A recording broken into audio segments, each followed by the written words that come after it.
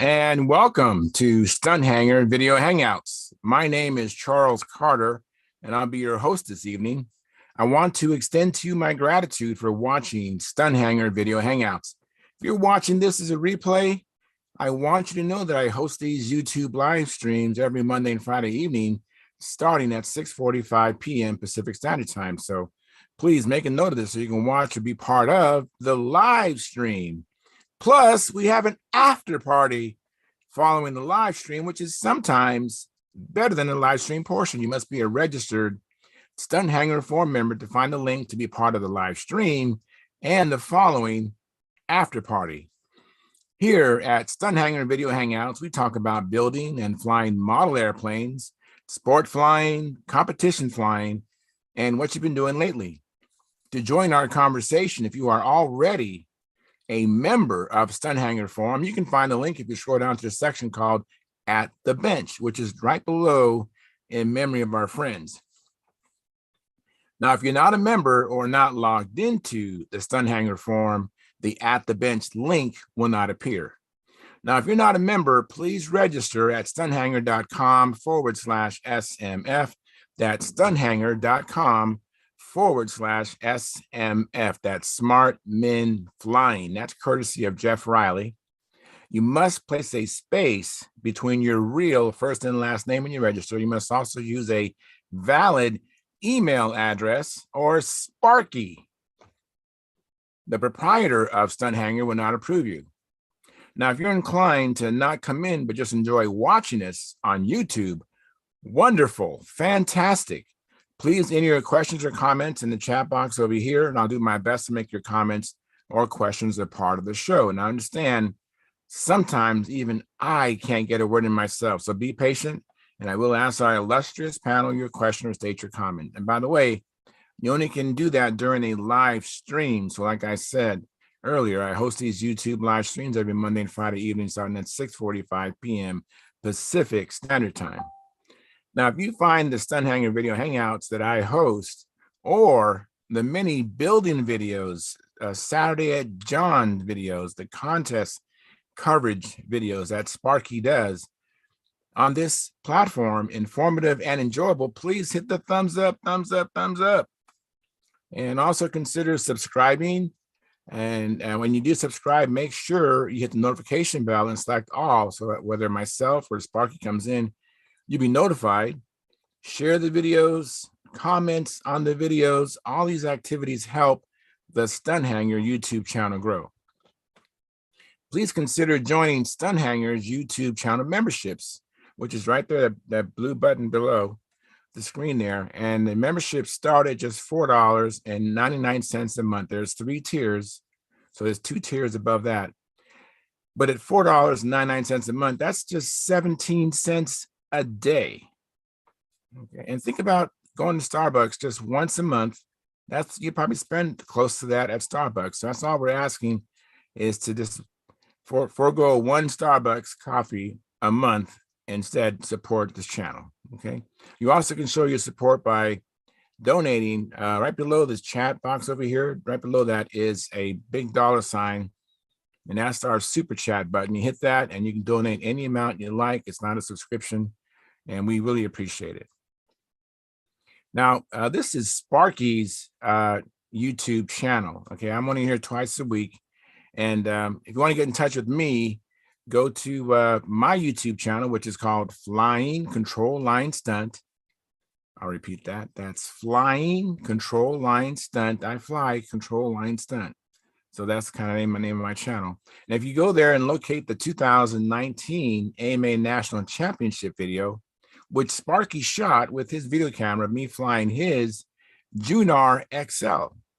And I'll receive a notification and be able to respond to you quickly, because if you want to get in touch with me here at Sparky's channel, I don't really check the comments, and I don't go in there besides this streaming this show Monday and Friday nights. So I want to thank you for your past, your present, and future support. You are making it happen. Please keep the conversations family room friendly. In other words, please don't use words or do things you wouldn't say or do around your own children and grandchildren. And without any further ado, I'm now going to post a link at the Stunthangar Forum And that's going to be posted right now. Posted. Okay. And let me go to what I could see as a control panel. I see that Tom Rammel is already there. Thank you, Tom. And he provided a like.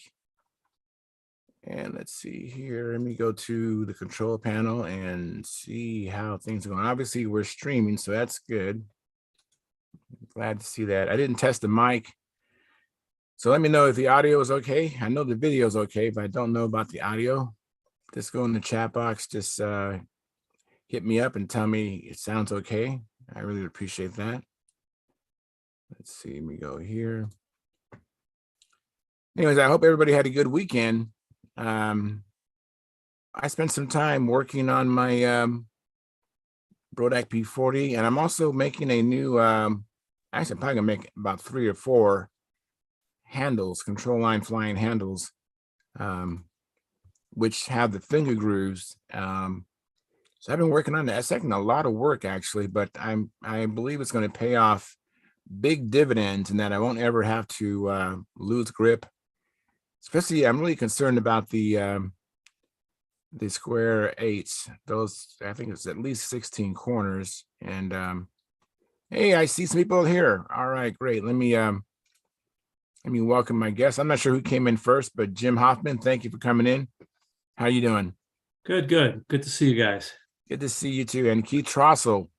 Everybody from Arizona is coming in. So Arizona is in the house. Excuse me. You used to be in Arizona. Now you're in Colorado. That's right. Yeah. Hi, Keith. How you doing this evening? Thanks for coming in. It's good. Things are good. Good.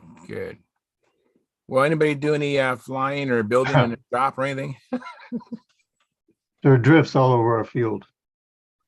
Really? Wow. Well, my field's messed up too. Yeah, Jim, you saw can't even drive into the place. Wow. Yes, that winter time. Yeah, you're getting a lot of rain, aren't you, Charles? I am, but I'm not getting the worst of it. But still, my field is all messed up. I hadn't even seen it, but Joe Mott has been reporting, giving me the boots on the ground report, and it still doesn't look doable to fly there yet. Mm-hmm. So, well, I did fly this weekend. Oh, good for you. That's not fair. Well, tell us all about it. What did you fly and how many flights? Let's see. Most of my flying, I seem to be doing a lot of experiments. So I've been playing with titanium landing gear. Right. And I'm on iteration number 2, which is looking pretty successful. I've got 4 flights on those gear, and they seem to be doing just fine. So I'm going to leave them on the airplane. Oh, good. Oh, that's great. So between that and the max wheels, it's a full 1 ounce weight savings. Very good. What size max wheels do you have? 2.5 inch diameter. I had been running Dave Brown wheels before. Is there any source for those things? The max wheels? Yeah. I think it's been a while. I think I bought them right from the manufacturer. It must have been a long time ago because they don't have them now. Ooh, really? Yeah, I think they have 1 1/4 inch, I think, or 1.5 inch. So some too smaller wheels for mains. I'm kicking myself for not getting maybe half a dozen pair of those things. Yeah, same here. I know. I have 2 of them. I have 2 pairs, and they're on airplanes. So they're a good combo with these titanium wire because the max gear's tire is very stiff. Mm-hmm. But the titanium landing gear is very springy, and I think I've had 4 landings with the airplane. They've all been pretty good, no bounce landings. Oh, good. Oh, very good, very, very good. And I flew a Nobler also. I have an IC Nobler I use as a test bed. I have a couple of Aero Tigers we rebuilt recently for the project I'm building, so I want to just put those motors in the air, and that was fine. Reminds me why we don't fly Noblers anymore. Well, compared to your Predator, I imagine it definitely is a pretty good drop off. Yeah. Let me welcome Gary. Hey, Gary Sinclair, thank you for coming in. Yeah. Hope you're feeling better. Yeah, a little bit. A little bit. All right, cool. Have you been getting any donations? I know I left the Yeah. Uh-huh. great, fantastic. That's good. Yeah. So yeah, I'm talking about donations for the calendar. We have a calendar that Gary produces every year for us, and it's really, really nice. And yeah, Jim Hoffman, you're in it, and Keith Trossel, you're in it. Your Chiseler's in it. And yeah, you haven't seen it, Jim? You didn't get yours? No, I haven't. A calendar? Yeah. No, sir. No. Yeah, it's Okay. yeah, This thing. yeah, make it big. I'll make it big, Keith. So just give me 1 second here. So About everybody's getting it. yeah, thank you, Keith. That's it shows it. And then there's everybody's on there throughout the year at least one This time. is a really neat one right there. Yes. Not a stunt ship. It's not a stunt ship though. That's all right. Yeah.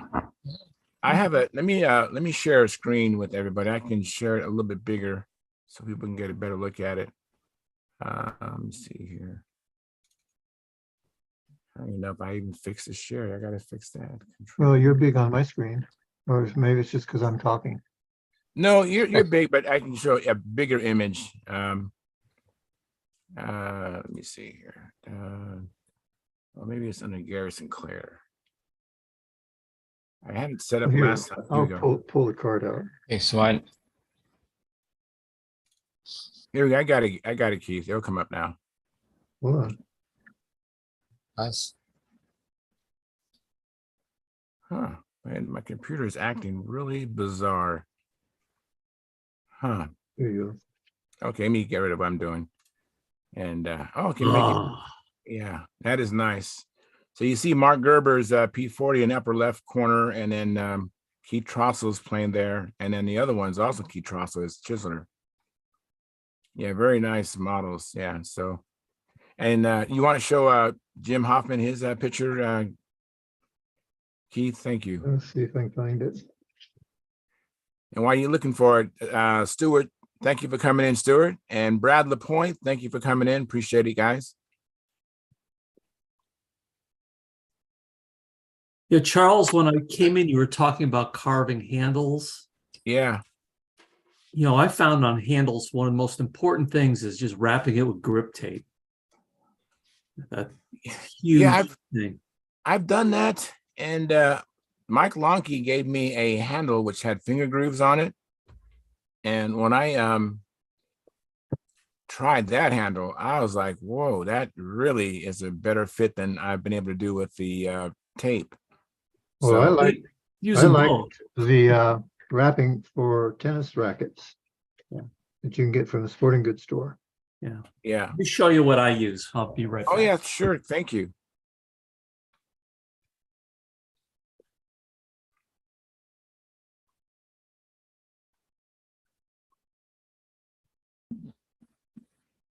Hey, Mark Wise is in the house. Thank you, Mark, for coming in. Let me see who else. I can't find. And Bob Gore. Thank you, Bob, for coming in. And hi, Janet. How you doing, Janet?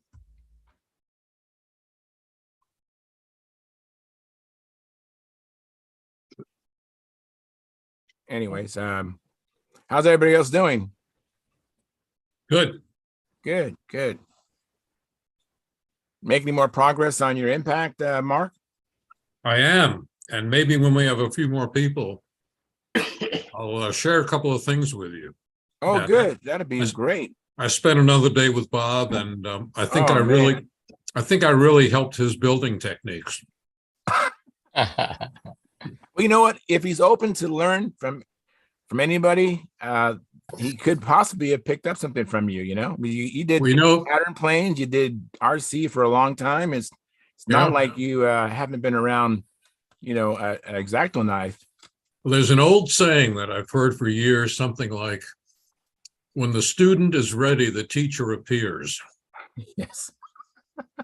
And it's very true. Yeah, exactly. I try to stay open and to people, even if I think they, don't compete or what have you, that I try to stay open. I can learn from anybody who has something maybe I haven't heard before. But this hobby attracts a lot of different kinds of people that have all kinds of background, and something from a different skill set that you wouldn't think of could actually be valuable in control line stunt, you know? Absolutely. You got that handle? There we go. Okay. All right. So we have a There we go. Right. So this is your basic Ted Fancher handle. And there's a few little grooves in here, not much. But two things for me that are incredibly important in a handle is some sort of a grip tape on it. This is what I use. And another subtle thing is, you see how my hand, the very top of that finger, yeah, the edge of that finger, right, are hard against the wood. There's no right. gap. And that's a subtle little thing that to me makes a big difference. Yeah, but it can't move. That's the idea, right? You can't really move or slide back and forward, up and down. And you pick it up the same way every time. Yep. Yes. Yes. And that's another thing the thong does for you. It's very difficult to pick it up upside down with a thong on it. Yes. Yeah. Very good point. That's right. Very good point. And Yeah. I really don't like to fly with an iron grip. The lighter I can grip it, the better. And by feeling it at the top and bottom, that lets me do that. Yeah. Absolutely. Very good points. I've seen a lot of people, put balsa wood in here just to achieve that fit. Yeah. That's a subtle little thing no one talks about. Right. Oh, yes. I definitely suspect that no one's talking about it. But yeah, that handle I got from Mike Wonky, I really like it. I just it wasn't carved around my hand, but it's giving me the idea, the feel of hardly any movement. And I'm just it just moved me to really try to make a perfect model of my hand. I use some plaster of Paris. I squeezed my hand around some plaster of Paris, let it harden up, and I'm using that to make the finger grooves. I haven't made the finger grooves yet, but I'll be there shortly. Yeah, that all helps. The grip tape helps you if you have an oily hand or a sweaty hand. Yeah. Helps that too. So. Yeah. Yep. How you doing, Keith? Are you looking for Jim's? Here we go. Oh, great. Let me make it big. Oh, look at that. Yeah. So Gary, do you happen to have Yeah. Nice. Jim's address? Yeah. I sent him one. I'll have to send you another one. Maybe it got lost. Oh, okay, so that neat. You I love want how to see how he made the 3 views of your plane, Jim, and he had a little cutout showing the lace, and then that front shot. Yeah, very nice. Very nice. It was nice. He did an excellent job. Got Thank you holes very there. much, Keith. Appreciate that. Got holes in the front of the spinner. Yeah. Yeah. Yeah. And Jim, you got that month all by yourself, so you're kind of fortunate.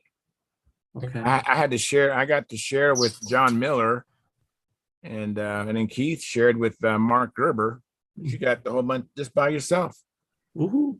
I think it's because your plane's so pretty. Well, I shouldn't say yours. No, just Keith's was pretty too. It just might be just a coincidence, right, Gary? just the way it worked out. Just the way it worked out. Okay. Yeah, trying to. Gary, I'll put my address in the chat. Do you want a snail mail or an email address? Well, see, you sent me, didn't you? You sent me the pictures and stuff, and your address. I saw it. Perhaps. Yeah, you must have sent him that picture, unless he found it on the dark web. Did you find that picture on the dark web, Gary? No, he sent me something really good. So, same question. Do you want a snail mail address or an email address? You can email it if you want to. You want my email address? I'll put it in the chat. Okay. Okay.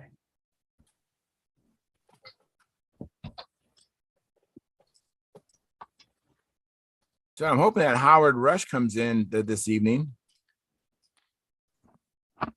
Hey, Yeah. Charles, how's your weather?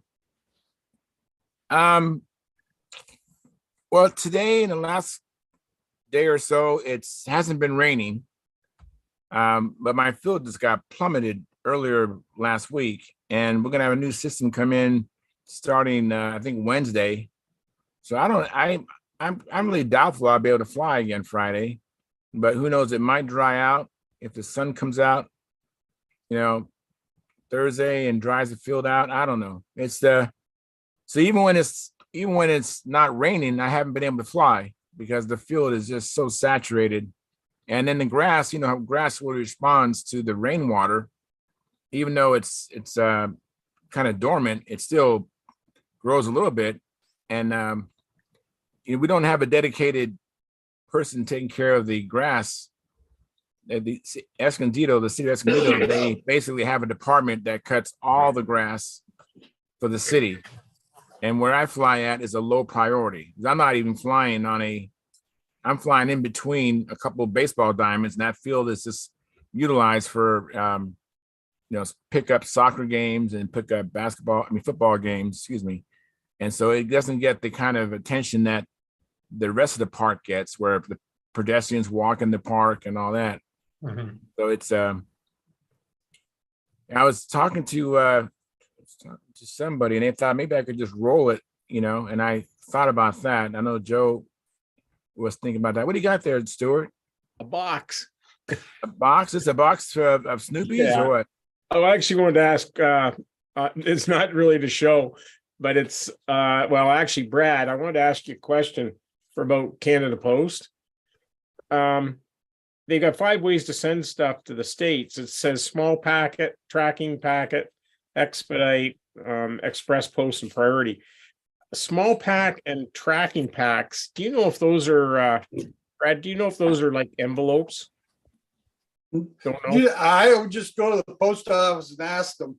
Okay. I was trying to get some prices for tonight because this could end up running like $27 to send the package. So I'm just trying to figure out how we can send the Snoopy, economically. So I'll have to go in and find out what they mean by these different packets. I think a packet's an envelope, so we'll have to see. Well, you'll end up going to the post office to do it anyways, and they'll take a look at it and they'll put it in an appropriate container and they'll weigh it and squeeze it and check the wind direction and charge you whatever the hell they feel like charging you. That doesn't matter what they tell you online. Once you show up at the post office, it's a whole different game. Yeah, I'll take it in. I just didn't get there today. Basically, I'm trying to stay up a little bit later tonight because tomorrow I'm gonna be up late. There's a service I've used for shipping called Pirate Ship, which is really nice. You create your own box and give them the weight and the size and the addresses, and push the button, and they'll give you the rates for all the shippers, including the U.S. Post Office, and then pick the one you like, push the button, and they'll print out a mailing label with postage already on it. Well, the problem is we're shipping from Canada, and if you go with UPS or somebody, you get all sorts of customs and duty charges at the border extra than if you go to the post office. Usually you miss most of that. I find the best thing to do is drive over the border, find the U.S. Post Office, and send it from. It's all by the time you pay the fare to get across the border and back, it's still cheaper than mailing it from Canada into the United States, because international postage will just kill you. Jim, what was the name of that? Huh? I'm sorry, what was the name of that site, Jim? Pirateship.com. Thank you. They have a good website. Google them, they'll come right up. Thanks. I'll take a look at that too. Let me just welcome Lynn Burrell. Thank you, Lynn. I know you muted your mic because Naomi was talking, I guess. Yeah, we're good. All All right. good now. Very good. Hey, Len, Yeah. I just like to say, sometimes I don't say this, I think you have a nice glow about you. So do you, Mark. That is very good. Yeah, because he's never going to be like an electric bulb or anything. I felt Oh, bad right. for him. I felt bad for him on Friday.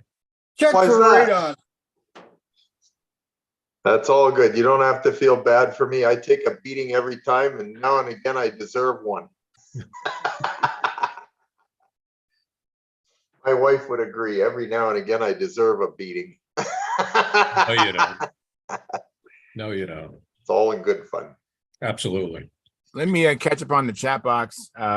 Jack Snavely, he says like and hello all airheads. We're airheads now. And again. Gary Sinclair sent us a like. Thank you, Gary. And Edward Carlisle said like sent. Thank you, Edward. Jonathan Karadas says, hi, you guys from Cyclone Hail territory, battling very bad weather here in the top half of New Zealand post Nats. And then he goes on to say, Keith, trying to get organized here and say a brief shot of what looked like a lightning. Could you please tell us a little bit about that model? Hi, Naomi. Say hi. They can hear you. Wait, He tried to attack me with a soldering iron, okay? really? I'm really surprised. I'm really That's part of the deal when you build model airplanes. You're gonna get hurt with That's the it. soldering iron every now and again. Are you soldering battery packs, Len? no. No, We were what were we soldering? Oh, we were soldering wheels on our new airplane. yeah, Okay. you got it so that they don't fall off, yeah. Now, when you solder your wheels, do you just put washers on the axle, or do you solder Yes. the?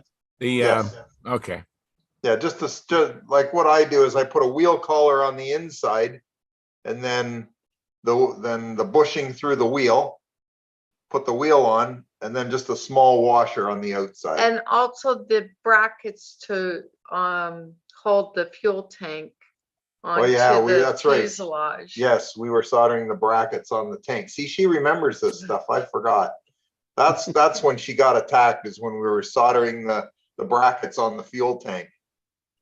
Well, I had a reason why I asked you that, because a friend of mine gave me a Strega, and he had the wheel collars, and he put solder in there.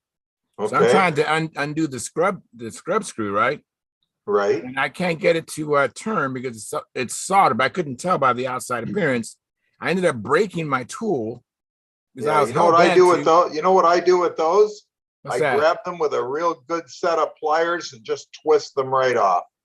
Yeah, that would have worked, but you know that I wasn't used to them being soldered on, and I just broke my. I was like, because you know the scrub screw is pretty. A Say it wheel again? collar to be soldered because it's got the little Set screw. tightening Yeah, set screw screw. in Yeah. it, right? So I wasn't expecting it to be soldered on, and I broke a tool because you know it's a small size. Well, he was determined they weren't going to come off anyway. Yeah. I was like, that's a first for me. I thought it was a good idea, I guess, in hindsight, but I already had broken my tool. I wasn't happy A about little that. bit of Loctite usually makes the set screw pretty tight, but whatever. You know, I usually take a Dremel tool, and I got this from Wendy. I know what you're saying. Yeah, make the little and I groove. create a flat spot on the axle, works and I too. just align the scrub screw with that flat spot. So, and that works. I never had any problem with that. You Nope, keep they doing that usually long stay on. enough, it'll fail. You do that Yep. long enough, it'll fail It'll fail. eventually. So what do? You solder on washers? I use JB Weld. I don't want to solder near those plastic hubs. So you put JB Weld on the scrub screw when you put it in? Yeah, no, I don't use wheel collars at all. I use washers like Len was describing, except I don't solder the washers. I JB Weld the washer. Well, that's a Not great bad idea.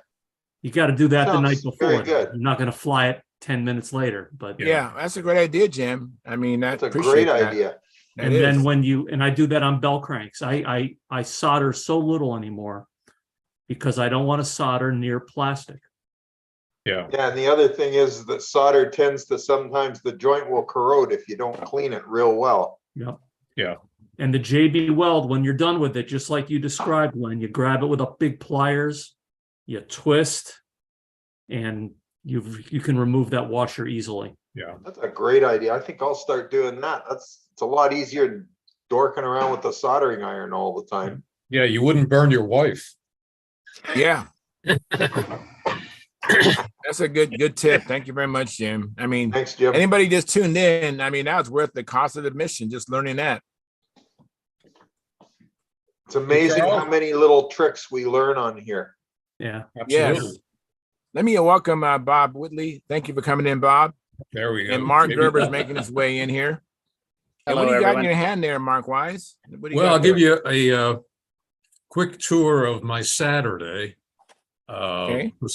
Bob invited me back up to his house, probably scared of my construction skills. But I got up there about 9 o'clock. It's about a 2-hour ride for me. And if you've ever been in Bob's shop or worked with him, there are a couple of things that are for certain.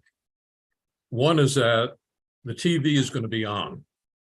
Okay. And he's got it rigged really well where you can either watch TV, a DVD, a CD, or a videotape. And he's a very good guitarist and a good singer. So sometimes there are concerts on there, and sometimes we're working, and then I check Bob's direction, and he's looking at the TV. So we take a little break. But this was his first video at his first CD with Robin's View production. And I wasn't sure I was going to like it, but I got to tell you, I really did like it. And Bob still has some. So if you want one, get a hold of Bob. Oh, wow. This guy, Don Dipund, iPond. this guy is really good. And Bob does a good job with the camera. And I'm not that great. I'm okay with a small paintbrush, but this guy goes through all the techniques. He comes up, he took a latex pilot from, I think it was Horizon Hobby. And, it just looked kind of bland. There were details in there and made it look, it just jumps out at you. So Bob has a lot of terrific how-tos. And this totally is about 2 hours. I got to tell you, I stopped many times to watch it. I did. It was really good. So Wow. I would just recommend take advantage of a guy like Bob. I'm up there and he just gives it to me, which is awfully kind of him. He's a very generous person, but the content is excellent. Right. Being with Mark. him is like having a shop at a drive-in movie. You got your work in front of you, but you got something that's out there that's pretty good. And it's a joy. But I wanted to share another tip that he does that we did on Saturday. The wings are sheeted. There's no tip on. So we worked on I'll tell you about the bell crank exercise in a second. But one thing we did, I think I showed you earlier that we build an extra core and sheet it. Exact dimensions as the ones we're working on. And we take the inside piece and put it straight on the fuselage side to give you the perfect opening, even if the opening is maybe 1.5 inches off because of the width of the fuselage. But when you do it like Bob does it and you slide your wing into the fuselage, there's not a 1/16 of an inch anywhere. I mean, it's just dead right and it's straight. So the other thing he does, and we did this is the wing tip. So this piece right here Yeah. is the tip of the wing. Okay. And the reason he does this is so he said, look, if we did this, he said, build your tip on here. Just tack glue it on. You can sand it, you can screw it up. And when it's really the way you want it, Just break it off here. Just take it off real simply and glue it onto your real wing, which is a pretty nice way to do things. So it's going to be one of my standard procedures when I go with a foam wing, is just to sheet an extra one. You know, I don't care what the weight of the balsa is. It needs to be smooth. It needs to be accurate. But he has these just common sense ways of making sure that what you're building is going to fit, and it's going to fit right. And so, you know, if I go up there and we get nothing done, but I'm learning what he does, I can take it back to the shop. Right. You know, and I can do it because, you know, he's sensitive about builder of the model and all that. So, but he's really good at taking you to the point that you know how to do it. And then you do it. Okay. So I just really like this idea, particularly using the inside of the wing to draw on the side of your fuselage. Right. It gives you, as long as you have an accurate center or thrust line, whatever you're using on your fuselage, you know, and he showed me how to get the dead center of a curved surface, which is really pretty simple, and then measure the trailing edge. This thing just fits in there. You almost have to sand it a little bigger. It's that good a fit. And then you can put a meter on it and it is dead straight. So, you know, each time I learn something from him, I think the least I could do is share it with you. I appreciate you doing that. Really do. Thank you very much. The last story is the bell crank. And he said, did you bring a bell crank? And I said, I did. And it's one of the ones that Tom Morris used to sell. And it's one where the, it's a, I forget the name of the material. They use it on printed circuit boards. Yeah, material. Yeah. And, but it's cut out. Okay. So there's openings on both sides of the mill. And he put it on the pivot and he said, you know, I just want you to try something. So he's holding the rod that would capture the bell crank. Right. The lines are already on it and I'm pulling both ways and I can feel it clicking. I can just feel this clicking somewhere. And he said, that's been my experience. So he said, let's do this. He said, I want you to do this every time before you install a bell crank. Try it before you ever put it in.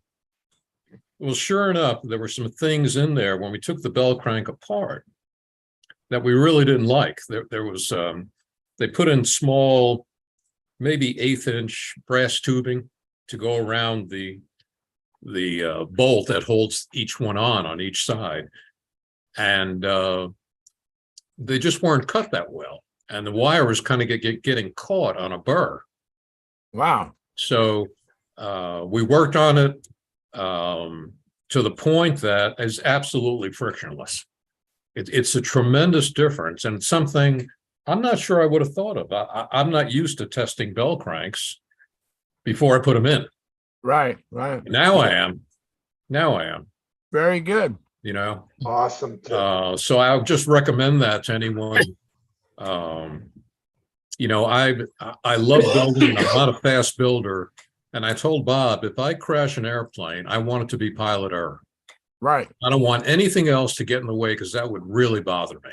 That would bother me too. I don't mind me crashing a plane, but any hardware failures, that just really ticks me off because you don't learn anything. I don't want to end up doing 20 of the tightest loops you've ever seen because one of the lines broke. Yeah. You know, so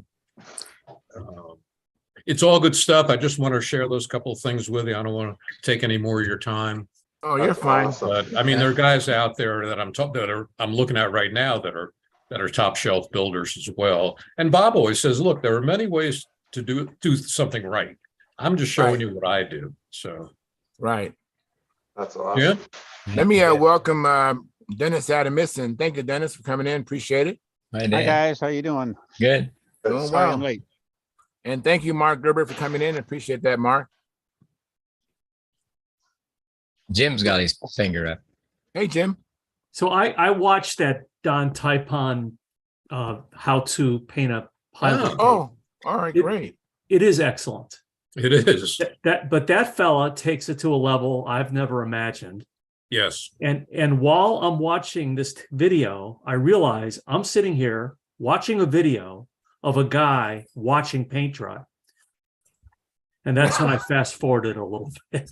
But he is good, isn't he? Yeah. The guy is He really had good. an article in one of the magazines about that. Oh, is that right? Yeah, I can find it if you want me to find it. Okay. It's Flying Models, I'm sure. Yeah. And he published it around the time he published the plans for that Sky Raider he did. And yeah, he's very good because he suggests, using a water-based paint. And he said, just try these things. If you don't like it, just moisten it and take it off. But I found it, of all things, if someone said, "What's your husband doing?" and my wife said he's watching a guy paint, little dolls, I'd probably lose some friends, but what can you say? I'll look on the cover I'll of look the for that album article. there, Mark, of the gal with the white helmet, I think I have that bust, pun intended. There you go. So thank you, Charles. Thanks for letting me butt in. Oh, you're welcome. Appreciate it. Hey, Keith, go ahead, Keith. Yeah, two things. If you're interested, I'll find, it's a Flying Models article from years ago. I'll try to find that article. If somebody wants to. Flying Models? Okay. All right, cool. If you have access to those magazines, fine. The other thing, talking about soldering wheels onto axles, I could do a little demonstration of what I do, or not a demonstration. I'd but love to show see you it. what I do. This is a wheel pant from a previous chiseler. Take it apart here.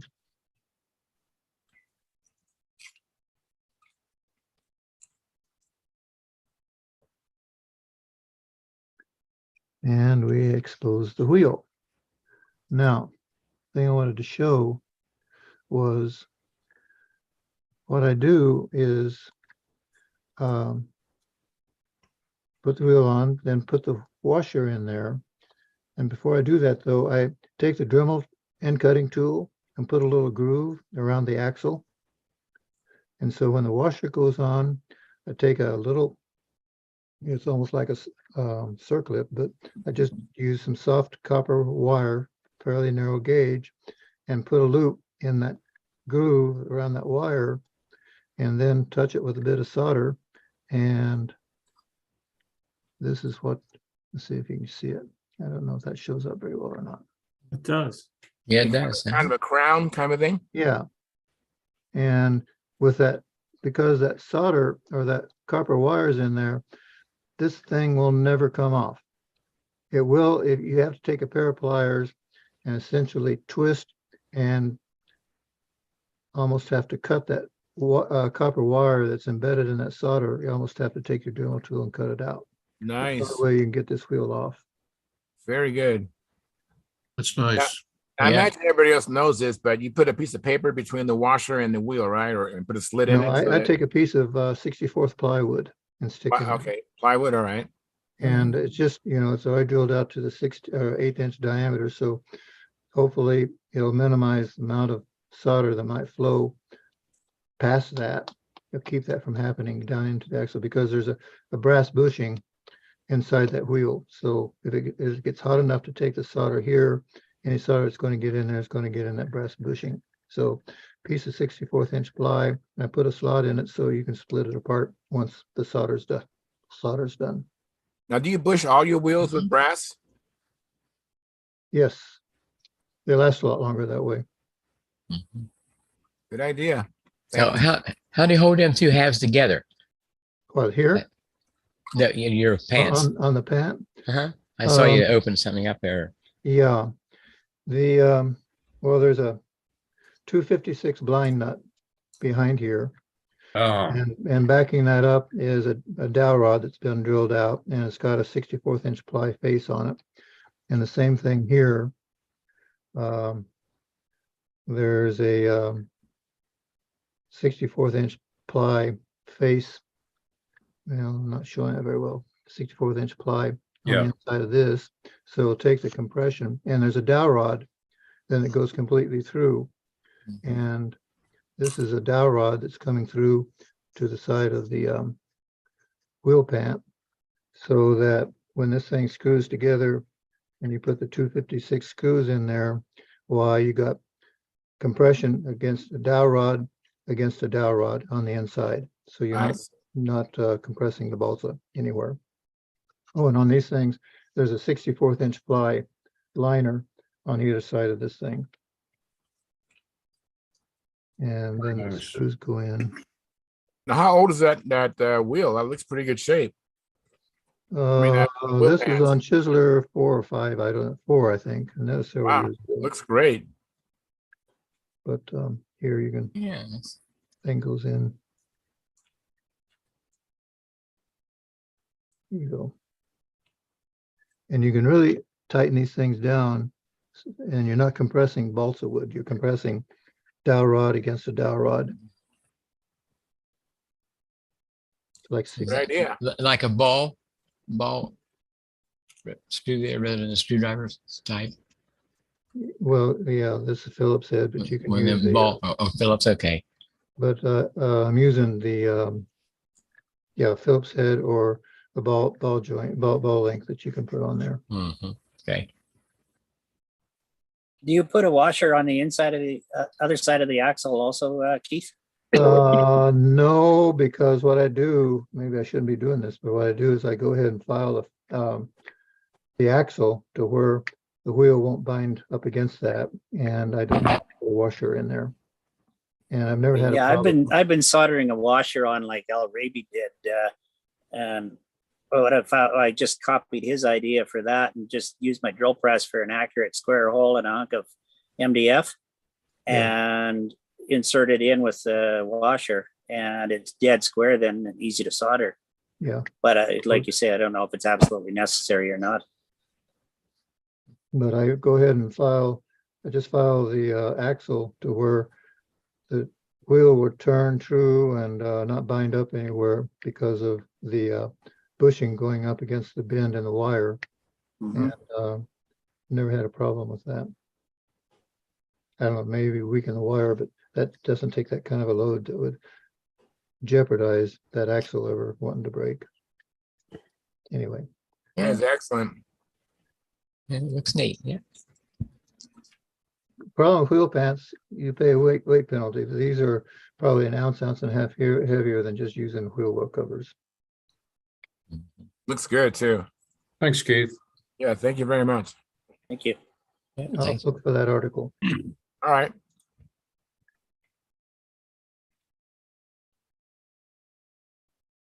Okay, Jim, I'll get one out to you. Looks like I forgot you or something. I don't. Yes, I, don't Stuart? I had it all. Thank you. Yeah, with Snoopy, if we ship it, I'm not sure if is there chance where some of you guys live close enough that you can give each other the one, like if I ship to one person, they might be able to give it to one or two others. Like Charles, you know you're getting one, right? Is there? I was getting 2. Yeah, but I'm just wondering, is there anybody, like, I don't know if somebody lives close to you that's getting one or not. I don't know if Joe Mata or Carl asked for any, but those are the 2 guys that live close to me that I fly with on a regular basis. Al's getting 2. And who was the other one? I said Joe Mata or Carl Reed. That's what I said. I don't have them down, I don't think. Yeah. Do you have Stuart- Philip Bailey? Yeah, I got Phil Bailey wants 3. Mark, you wanted, I had you down for 1. You want 2? Please. Okay. Now the necks on these, I talked to the guy that makes them, and he broke it trying to get it off the plate from where they start. So he put a dowel in it, and he just re-epoxied it. So either he said you could maybe make it thicker, but then you're adding more weight. So I wasn't sure what you guys want to do. I mean, if you had to cut the neck and then put a dowel in, it probably would be okay. And it'll be lighter. This was 6 grams as it is now. Oh, cool. I don't know if you want to just do it this way? You know what I mean? Yeah, I Mhm. think so. Just like Yeah. that. All right. Okay. You guys got more experience with weights and different things, so I don't know. We Well, I have- mean, if he crashes, he's gonna break his neck anyway, so don't worry about it. Snoopy doesn't crash. Okay, I'm glad. I need 24 of them then. Hey, Stuart, all of us have built a lot of dogs. Yep. And even Howard calls his planes dogs. Yeah. Yeah, yeah. Hey, Brad, So did you- you want to leave your Oh, sorry. PayPal or something so we can give you a donation or something toward them? Or I know there's no free lunch in the USA, but there might be free lunches in Canada. I don't know. Oh, you saying for the dog? Yeah. Oh, I don't know yet. Let me find out about the shipping and stuff because it could Okay. be horrendous. Like I'm talking, it could be $27 if I sent this to one person. Whoa. So I was thinking maybe if I don't know if one of you guys want to do a little bit of work for it, is if I sent them all to one person, I yeah, think that might be. Yeah. so let me find out a little bit more from Canada Post, then I'll get back to you and then Okay. I'll try and get him to start making these things. I didn't tell him how many I wanted, so we'll see. Actually, with regards to postage with Canada Post, Dennis was going to send me out some Williams Brothers heads from Winnipeg, and it's $23 just for a couple of little Williams Brothers heads. So it's kind of hefty. Yeah, I know. And I looking at it, I did a thing on. I think it's going to be $27 if I send something to California. Yeah, the stuff from Dennis, I'm going to wait till the summer when I go up there. I never knew you were doing those Snoopy heads though. Those are cool. You got any more kicking around?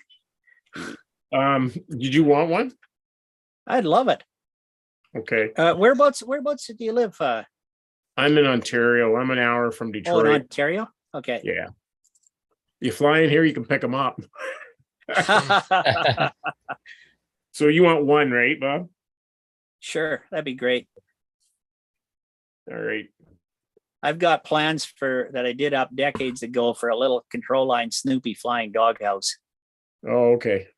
Oh, that's It'd cool. be just great on that. Yeah, he's an inch and a half wide. I don't know if you've seen him yet, but Okay, well, I see him now. he's an inch and a half tall. Oh, that'd be great. I mean, scale doesn't really matter when you're horsing around on a novelty airplane. Yeah. So Very cool. That'd be great. oh, is Dennis there? Yeah, Dennis is here. Did you say you wanted one or no? I couldn't remember. I did not. I didn't say anything. Okay. I'm sitting on the fence, but I'm not Nothing to asking you to decide. commit.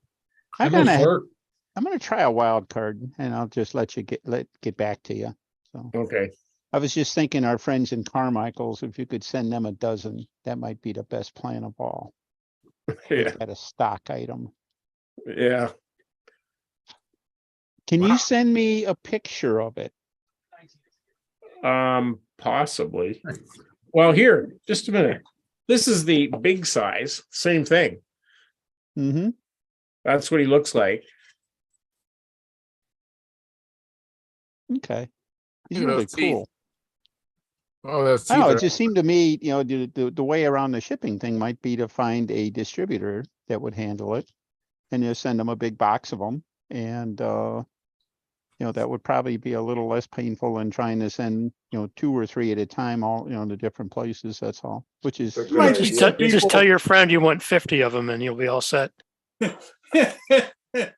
He might reject me. I hope he does. When I tell him this, I hope he doesn't get too up. I think he'll do it, but it's He can probably scale those up and down and whatever size. that's what yeah, he did. That's what he did. He scaled it. It's just like I said, this is the big one here is the big, and here's the little. Yeah. Actually, would he be willing to sell a copy of the file for it and just locally 3D Actually, cut it? like you can get this off of the thing givers, I think it is. Thingiverse? It's there. That's There's where a- I think There's these That's what I companies thought. like Shapeways that will print whatever you want. You just send them the file and they'll make all the copies you need. Yeah. Yeah, So lots of actually, the people in the local modeling library world are does it printing for things. free. Well, I'll see if Bob, the guy in our RC club will do it. I think he'll do it, but I hadn't talked to him about it. I didn't tell him how many I wanted yet, so we'll see. So Very cool. Hey, we have a Brent Williams in the chat. He says, "Hi guys." Hey Brent. Brent. How you doing?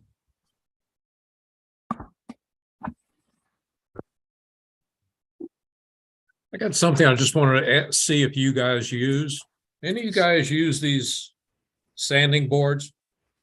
I do. I do. If They're handy. You don't, they're really made for nails, right? Fingernails. And Yeah, don't let your wife find them. No, she knows. She knows. Disappear. They come basically in about a 7-inch length. They're both sided, and you can pick the grit. So I have some small ones. But if you buy them in small quantity, I mean 1s and 2s, you know, they're way overpriced. But I got from Amazon. I think there are 40 of them, and it may have been $14.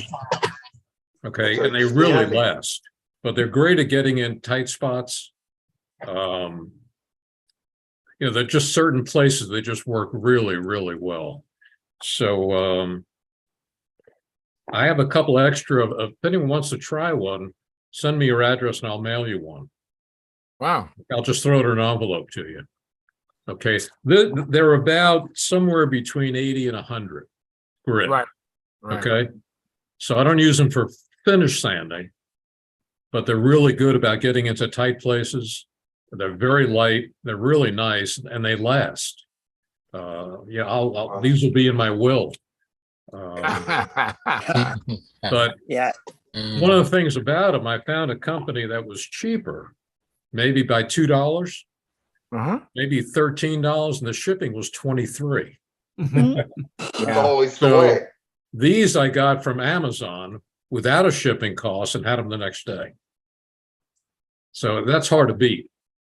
Yep. So Stuart, maybe you can have Amazon carry those pilots. Maybe save us shipping money. Yeah. You know, Mark, the little wee sanding Gotta boards buy like that for 50 the of them, nails though. are really handy too. Yeah. But if anyone wants to try any of these, just shoot me your address and I'll put it in the mail to you.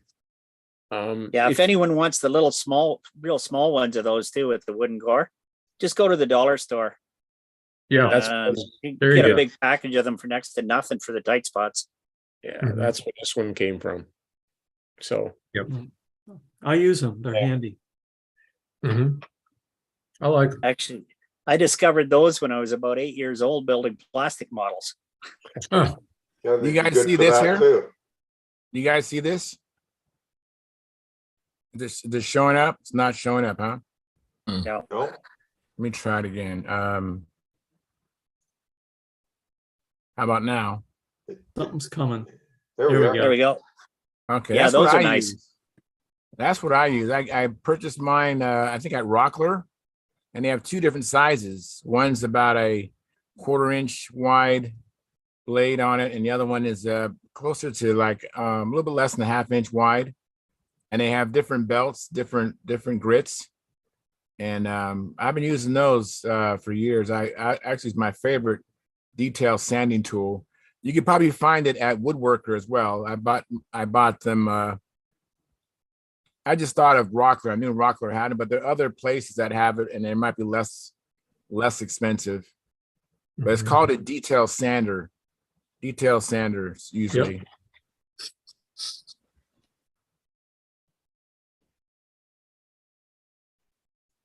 So I use that and those things that you showed, Mark Wise. Yeah, they're handy. They're very handy. Now this thing here, it has different, it has an angle and it's flat and it's round.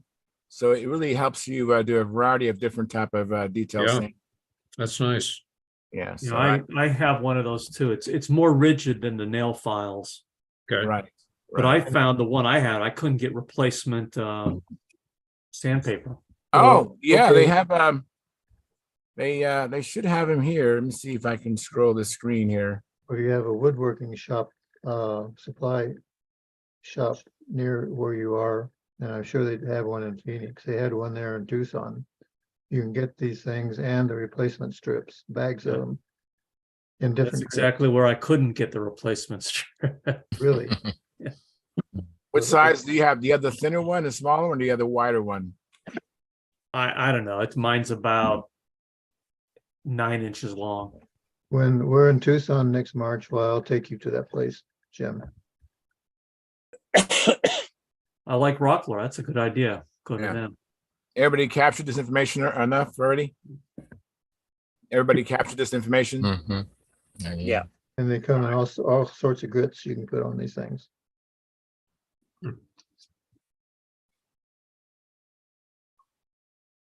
Nice belt buckle there, Keith.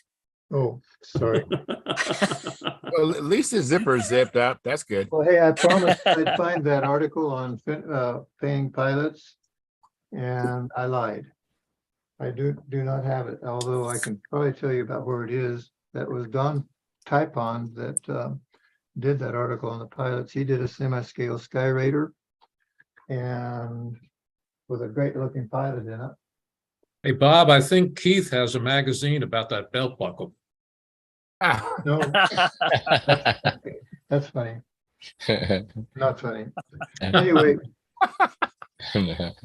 Laugh, though. well, crap.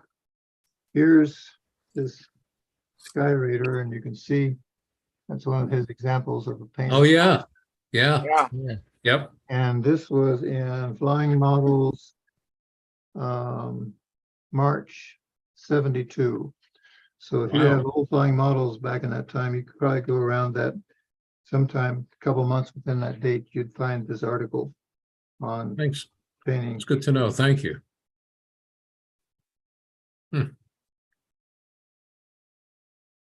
On the topic of sanders, do any of you guys use Dubro hinges ever? Mhm. Yep. Yeah, What I do with the Dubro hinge is I make a little piece of balsa and I glue sandpaper on it, exactly the width of the hinge. Yep. And then I notch the flap so that the hinge Yeah. is the same size. Yep. Works Right. really Yep. good.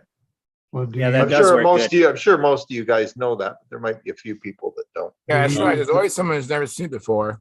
Yeah. do you use those tools that Dubro makes for those hinges to cut those slots? No, I don't use those. I could, but I don't. I just, You know what I've I'm done, talking I've about. done, I've done so many thousand of them now. I don't even think about it. I just grab my X-Acto knife and zip them out, done. Yeah. I use an oscillating multi-tool for that with a shim plate. And it Yeah. takes about, I don't know, a quarter of a second to do one. I As use long the as I Dubro have a- tool.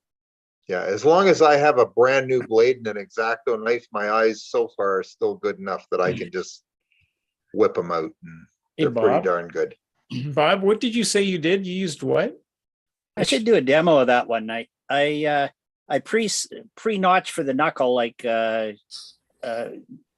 we were just talking about, and then I shim up to the center line and I use the oscillating multi-tools. Yeah. The saws that vibrate. Oh, yeah. Okay. Yeah. What I've done is just ground down a couple of blades for the different width and thicknesses of hinges. Oh, I see. And then you just shove it in flat onto the shim plate, and bazing, it's done. Yeah, I see what you're saying. Yeah. Yeah. And nice thing- I wasn't sure what you were talking about, but I understand now. Yeah. I do it before I shape the leading edges or anything of the flaps or elevators, so that before I do any of the profiling, so it's easy for it to lay flat on the bench Mhm. for alignment. To get something.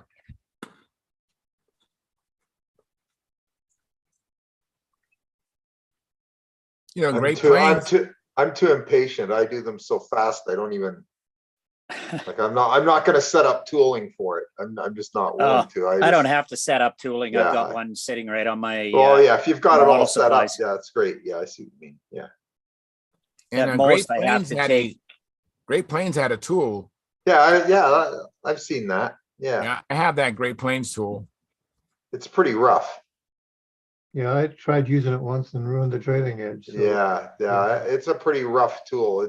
Well, from what I've seen, that tool, you basically just hand guide it in. There's no real true guiding mechanism. Yeah, exactly. That's the Yeah, one. whereas with the multi-tool using a guide plate, it's pretty much goof Pretty proof. accurate. Yeah, it's foolproof.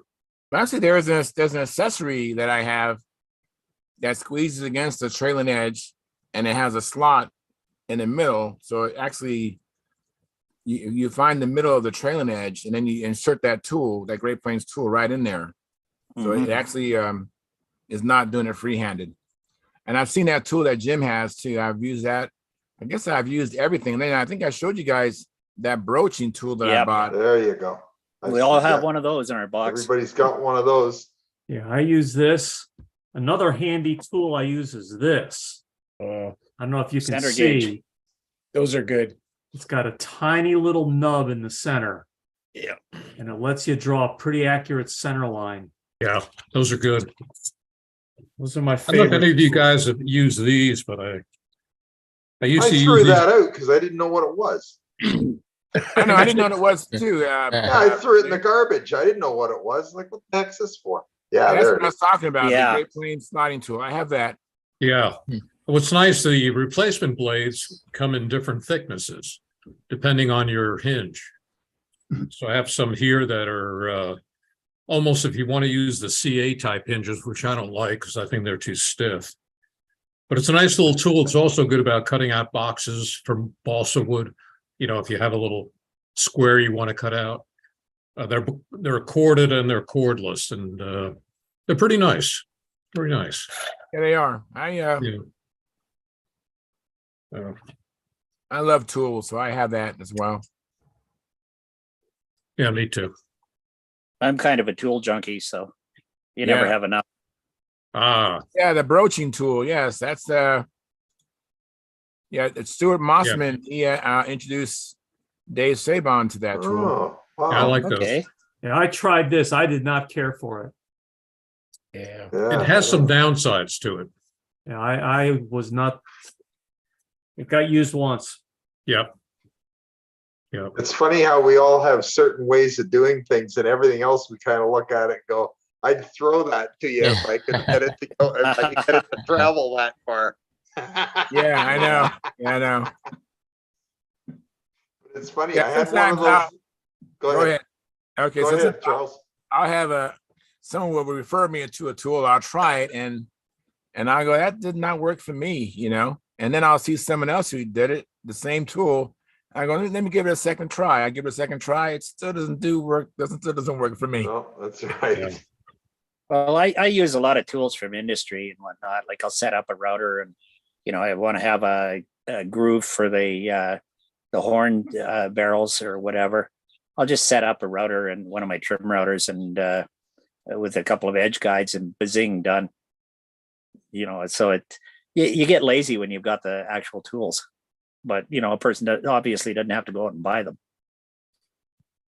Yeah. But I've got, I think, 6 or 8 trim routers, so it's Wow. not really a big deal to have one dedicated to it. Because when I was doing cabinet work for a living, the major tools, the major routers that I'd use, I had a router for each specific bit, and because it was cheaper to buy another router than all the time you'd look at resetting up the tool every time.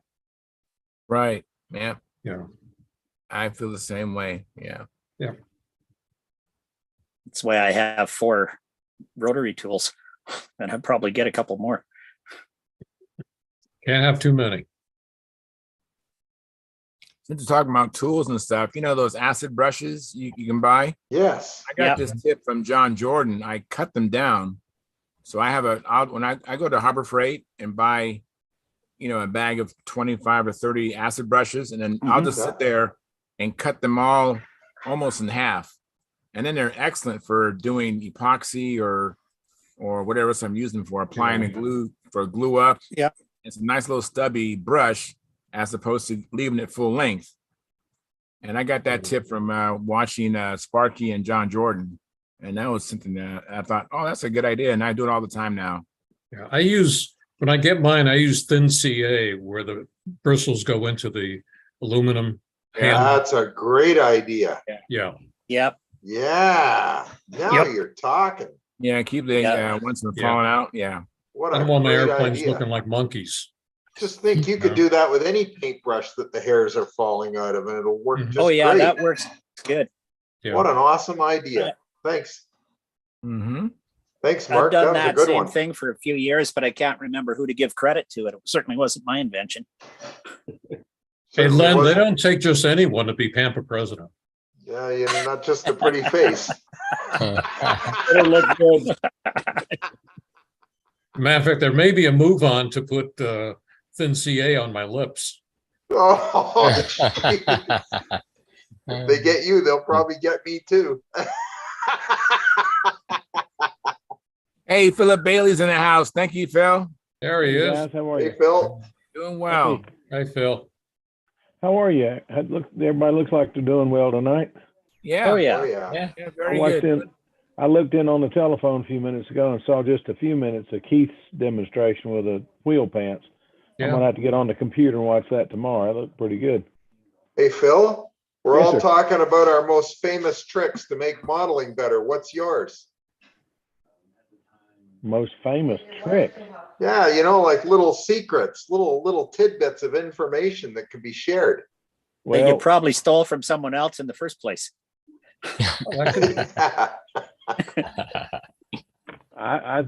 Keith's idea was my idea, except he did it a lot better than I do. So that's the reason I'm gonna have to watch his and learn how to do that, because that was one of my tricks, is get the landing gear right. And I always like wheel pants over spats anyway, but his wheel pants look really good. I will say, if you're gonna do wheel just a spat though, everybody wants to put a piece of 1/16 or a piece of something down one side and then stick it to the other side with a clip or something. Don't do that. It always looks awful. Use a little bit thinner plywood, make two just alike for each leg. Run it down to where the wire comes through one of the pants, and then you can bring them around equally to where it's nice and airfoiled around the wheel pant.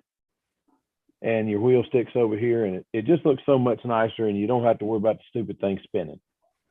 The hole will keep it from spinning and grabbing a bunch of air, acting like an air brake down there. So, and then you can monocoat it, tissue it, fiberglass it, whatever you want to do, and make it look really nice. It'll look finished. I always like things to look finished. I hate something that looks like a booger hanging under there, something you forgot to finish. So just keep it neat. That's my best trick, is just keep it I neat. agree. Thank you. Hey, did And you guys that's- see Tom's video of a Super Satan today that was posted on YouTube? No, I didn't see that. It's pretty No, I good didn't with that see it. Nelson. Sure sounds sweet. Oh Lord. Keith, did you want to show us something, Keith? Oh, we're talking about slotting your flaps, trailing edges for the hinges. I don't know if I want to talk about the pin hinges that come from Robart. You know, these things. Yeah. Yeah. You've gotten hard Oh, to yeah. find. Hinge points. Yeah, hinge points, and you're familiar with the little tool that Robart has? Yes. Okay. Yeah. If you're all familiar with that, I want to get into it then. Go get into it for I me, have- 'cause I have the tool, but I didn't know how to use it. Oh, it's I've really never nice. seen it before. We Very probably nice. have a bunch of Me watchers neither. that aren't tuned in. So Okay, here is a flap. Yeah. Okay, and this thing is self-centering. You put the thing, you mark where you want the hole to go. You put that thing over where the hole is, Oh, yeah. and then you take, so it's Oh. self-centering, it won't budge. It's on there, it's rigid. Then you take your little drill and stick through there, and this thing lines up. It's perpendicular to the trailing edge. Yep. And it's lined Marvelous. up with the thickness of the flap.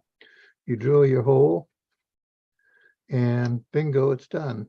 And then your hinge goes in, and you're ready to attach it to a wing.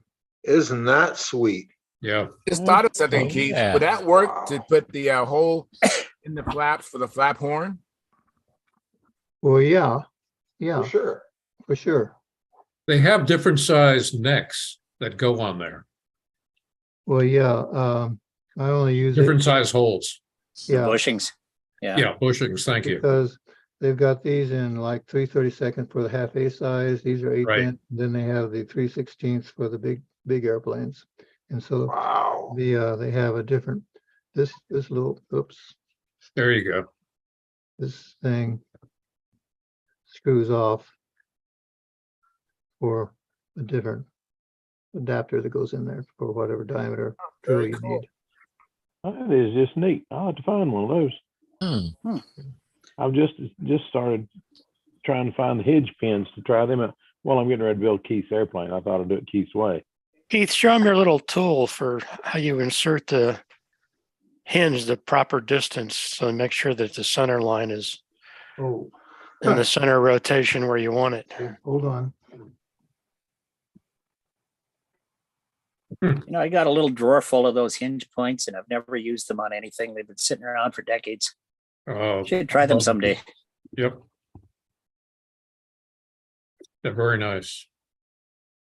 Well, I'd always given those hinges away that looked like an arrowhead. And then the other night, Bob Hunt said that's what he uses. I said, well, Yep. ain't this nice? But I don't know. I don't understand this. He said he used canopy glue. What is Yep. canopy glue? That's what I use. What is canopy glue? Well, Yeah. we talked about this one night on here, but it's a white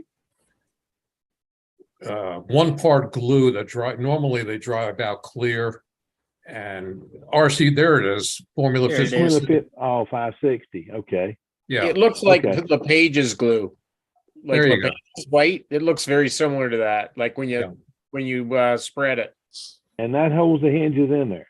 Oh my God. You can't pull them out. For that, I've but always used epoxy. That seemed like that would be a lot easier. You can't That's pull them out. water-based. You'll break the surface before the hinge comes out. I've Wow. used them for I'll years. go to a hobby shop tomorrow and try to find some then. Yep. I So have you- some. I just never used it for hinges. on the Yep. pin hinges, Mark. Yeah. Okay. I put a little bit of oil on where the two meet and there's a little brass or something fitting in there. Yeah. But the nice thing about using canopy glue, you know, I put it in the hole. I try not to put too much in there, but some always will come out. Yeah. But being that it's not epoxy, it's water soluble. You can just take a paper towel and Wipe just it wipe off. it off real Yeah. nice and clean. And it Cool. works very well. Are There you you talking go. about these kinds of things? Yes. Yes, sir. Well, okay, before I epoxy these things in, I put a whole bunch of epoxy. This hinge is totally coated with Hold epoxy. it higher for us, Keith, please. The whole Thank thing is pinned, the hinge point is totally covered with epoxy before I slip it into a flap like that. You And can't that see it, way- Keith. We can't Keith, see it. anything lower than your chin, we can't see. Okay, sorry, here, this thing's all coated with epoxy. Epoxy goes into the hole. And I coat this just to fill in the grooves with Right. epoxy, so it won't squeeze up and cover the hinge. It all pushes in and you let it sit and then it's done. Now, the thing that Mark was talking about gets a little complicated here because I recess my hinge line inside the leading edge of the flap or the elevators. And in order to get that in the right place, this has, it's like a, here, it's an 1/8 inch diameter rivet head on this top, okay? Mhm. Yeah. So that means the edge of that rivet is 1/16 of an inch from the center line, Right. where I want that center line to go down the, inside the leading edge of the flap. Then have a little tool. This Thank you, is- Jim Hoffman. This is a I little gotta go. crude right Bye-bye. now. Bye-bye. Take care, Jim. The idea Thank you, is the length of this little pin here will push that pin rivet head down to the position I want against the leading edge of the flap. So Well, that, if that isn't slick. Oh, that's so a good that idea. will be exactly where I want it to be. Now in this thing, I want that hinge line to be what is it, like 3/64, yeah, 3/64 of an inch behind the leading edge of the wing, which means that this little rivet head needs to only be a 64th of an inch. I don't know if you can see that little notch. Yeah, notch, yeah. Mhm. So you start to slip this thing in with the epoxy in there, that little notch. See if we can put this where it shows up. Push that thing in. It's up against the leading edge of the wing, and bingo, it's exactly where I want it to be. You let it, Yeah. don't move it, and do each of the hinges that way, and the hinge line will be perfectly aligned where you want it to be. And if it's not exact, there's enough flex in the wood and everything else. Say it's a couple thousandths off, it doesn't make any difference. There's enough flex in this thing that it'll still work. The How do you idea- make that pocket the right size every time? What? I understand the hole. You use the tool to make the hole, but how do you get that pocket the right size? What, this? Yes. sir. That's with that big ball diameter Dremel tool, Okay. and just you push it in, and so the top part or the hinge part is totally unencumbered by epoxy or anything else. And then you have full. Let's see if we can show it here. Yeah. How That's about nice. that? That is really neat, Keith. That Now, is with my big semi-scale nice. stunt ships, why those, that hinge line will be embedded in there 3/16 of an inch or more. Yeah. Yeah. And then it gets real tricky too, if you have tapered wings or tapered stabilizer and tapered elevators, that each position of those hinges are in a different place. So you end up with a whole set of these gauges. Yeah. Yeah. To push those things in. Hmm. Does that Yeah. make That sense? makes sense. Yeah. Okay. It makes perfect sense. Very smart.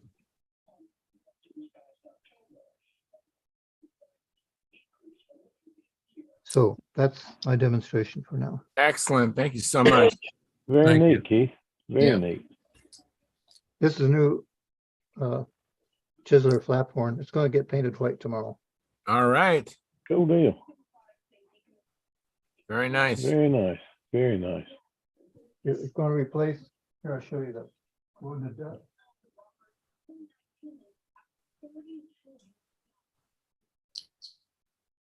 Come here. Come here. Yeah. Oh, look at this beauty. Yeah, but Oh, it's sort of man. a wounded thing. We tried to adjust Ooh. the flap in Las Vegas and I broke it. Ah, So here we are. well, I tell you what, that's a pretty airplane. As I've said before, those chiselers have just the neatest look with that tail on it. Just everything looks Yeah. aggressive. Yeah. Yeah, they really do. They're good looking airplanes. It's amazing how many airplanes the Nobler spawned. Well, Yeah. this is it's a nobler wing, basically. Mm-hmm. So I mean, it's just amazing how many airplanes are based on a Nobler, or the guy designed it after flying a Nobler, or whatever. He used a Nobler, basically a Nobler wing. You got the Chiseler, the Olympic, I don't even know them all. But anyway, there's several. At least I think we were talking one night, and I think we came up with 5 of them that were based on Nobler. And then Sparky says they're all Noblers. Oh yeah, yeah. Everything after the Nobler is based on a Nobler, according to Sparky, but that's okay. He's entitled to his idea with what he's done. He's entitled. Yep. Well, Bob Yep. Palmer said that George Aldridge probably wrote to him 13 times when he's drawing the plans for the Nobler. Wow. Yeah, I don't doubt it. I mean, those were Keith, two I have a smart guys. question. Go ahead. Keith, so when you glue those hinges, those hinge points in, do you glue them first into the, like, I see the ones in the Chiseler, those are already glued in already on that. Well, yeah, normally I put the hinges in the elevators or the flaps first, because Okay. that's the important thing, is get that hinge line where I want it. And it's inside the leading edge of those moving parts. And Okay. then after that epoxy is set, I'll put those pins that are in the flaps already up against the wing trailing edge, but I'll take little pieces of 32nd inch square basswood, a couple places along the wing or elevators, so that the leading edge of the flaps are up against the trailing edge of the wing, gives that 32nd of an inch clearance. And then after the epoxy set, why you can get those spacers, those little basswood spacers out of there. That Okay. makes sense? Yeah, I was just confused. I saw the chiseler had those hinge points in there already in the wing, and I didn't know. Because they were already there and they're in the right position. I know that all I have to do is put hinges in the right place with my little feeler gauge, and then they'll go up. Well, no, the hinges are already in the trailing edge of the wing, right? So all I have to do is put epoxy in there, put a spacer between the trailing edge of the wing and the leading edge of the flaps, and I'll just go in there and the alignment is already there for the hinge line. Okay, that's why I asked. I was like, Yeah. You know, Robart makes those without just loose hinges, without a pin. So if you want to have a detachable surface, you can buy those. And Make just sure you pull- line them up right, and then and pull just the slip in wire your out. wire. Yeah. oh, really? Oh, so Yeah. I like removable control surfaces. So Yeah. Keith, do you use a square or a gauge block or anything to make sure that they're exactly on plane so that they're not twisted or anything in there before the epoxy sets? You mean the hinge line is like twisted relative to Yeah, so that the hinge itself isn't rotated. I just so that your knuckles out of eyeball it. line. I eyeball it. Again, there's enough play in there that even if there's a little bit of misalignment, you'll never feel it or see it in the control response. Okay, Does that make sense what I'm saying? I just that makes eyeball total it. sense. Yeah. Keith, Yeah, you never had one of those things fail? Those Robart hinge points that Plastic, the ones with plastic hinges, they will fail. But these are the steel hinges, and they don't fail unless you crash it. Okay, well, it's too late then. I don't Yeah. build them to crash. Yeah. I'll tell you what, I'll have to get some then. I'll go to the No, hobby shop don't tomorrow. use anything with the plastic hinges or plastic pins. They Oh, yeah. will fail. That's for sure, Okay. particularly on a stunt ship. Okay, Okay. I'll go look tomorrow. If they've got them, I'll get some. Well, if you don't, go ahead and order them. Except Robart's having a hard time filling their orders because they don't have material for a lot of this stuff. Oh, Lord. I ordered some stuff a long time ago. I asked, hey, what's happening? They said they're waiting on material. I'm hurting. seems Now, like when you're it's- referring to metal on that, Keith, is that just the hinge pin itself or the whole unit? No, just the pin Pin. itself. Because Okay, yeah, gotcha. The pins or the hinges themselves, I think they're nylon or real hard. It's hard material. It's not nylon, it's something like that though. It's molded, whatever they mold the stuff with, and that's what they're having a hard time getting. This is the material for that. Yeah, they also make some that are incredibly small. And Yeah. for us, if you wanted to have maybe an adjustable rudder, those would work out real well. They'd look kind of scale. You They know. also I make bet they them with would. a I hadn't horn thought built about in. that. I'm sorry? I hadn't thought about that. They'd work for half a scale. Yes. And for normal rudders, yeah, I guess you could use those, but on like my Martin Baker, I use the 3/16 diameter one because my Oh, okay. rudder at the base is 1/2 inch thick. Yeah. Except for maybe a rudder, I don't think it'd be any use, but they used to make them with a horn built into them too. Yes, they do that. Yes. They Yeah. still do. You go to their website and they've got all their stuff. That's And they neat, will Robart. take direct orders. They just can't do Oh, that. okay, good. That's even better. I don't have to drive 25 miles to the hobby shop. I have a comment from Frederick Zoller. He says, canopy glue for gluing hinges. Great idea. Always use epoxy with them. Clean and with alcohol, messy, better than to clean and canopy glue with water. Great tip. And he goes on to say that the glass filled nylon, I think he's talking about those hinge points. Yeah, yeah. They're really stiff. But Yeah, they work real well. don't use the ones that have the plastic or the Right. composite pins. That, like I say, they will fail.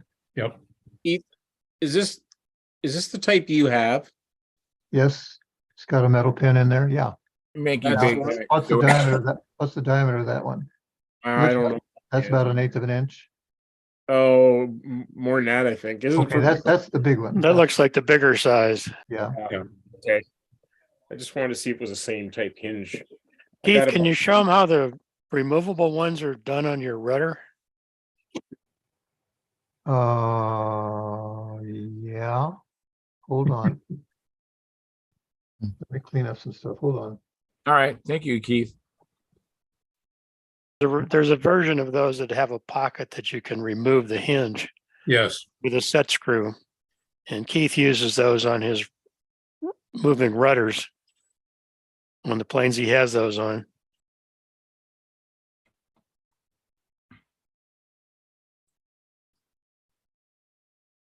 Would you, everybody listening, would you please, if you're watching us, and if you've been watching us for a while, obviously you like it, will you please give us a thumbs up, thumbs up, thumbs up? And consider joining the channel, subscribe, and also consider, thank you, Phil, also consider joining the Stunthangar YouTube channel memberships.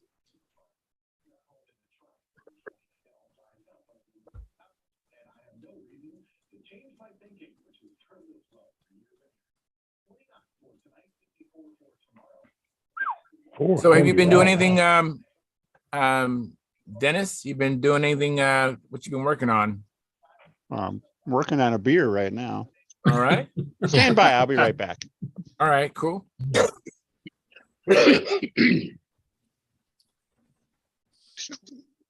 Yeah, I just been working on my handle. That's what I've been working on.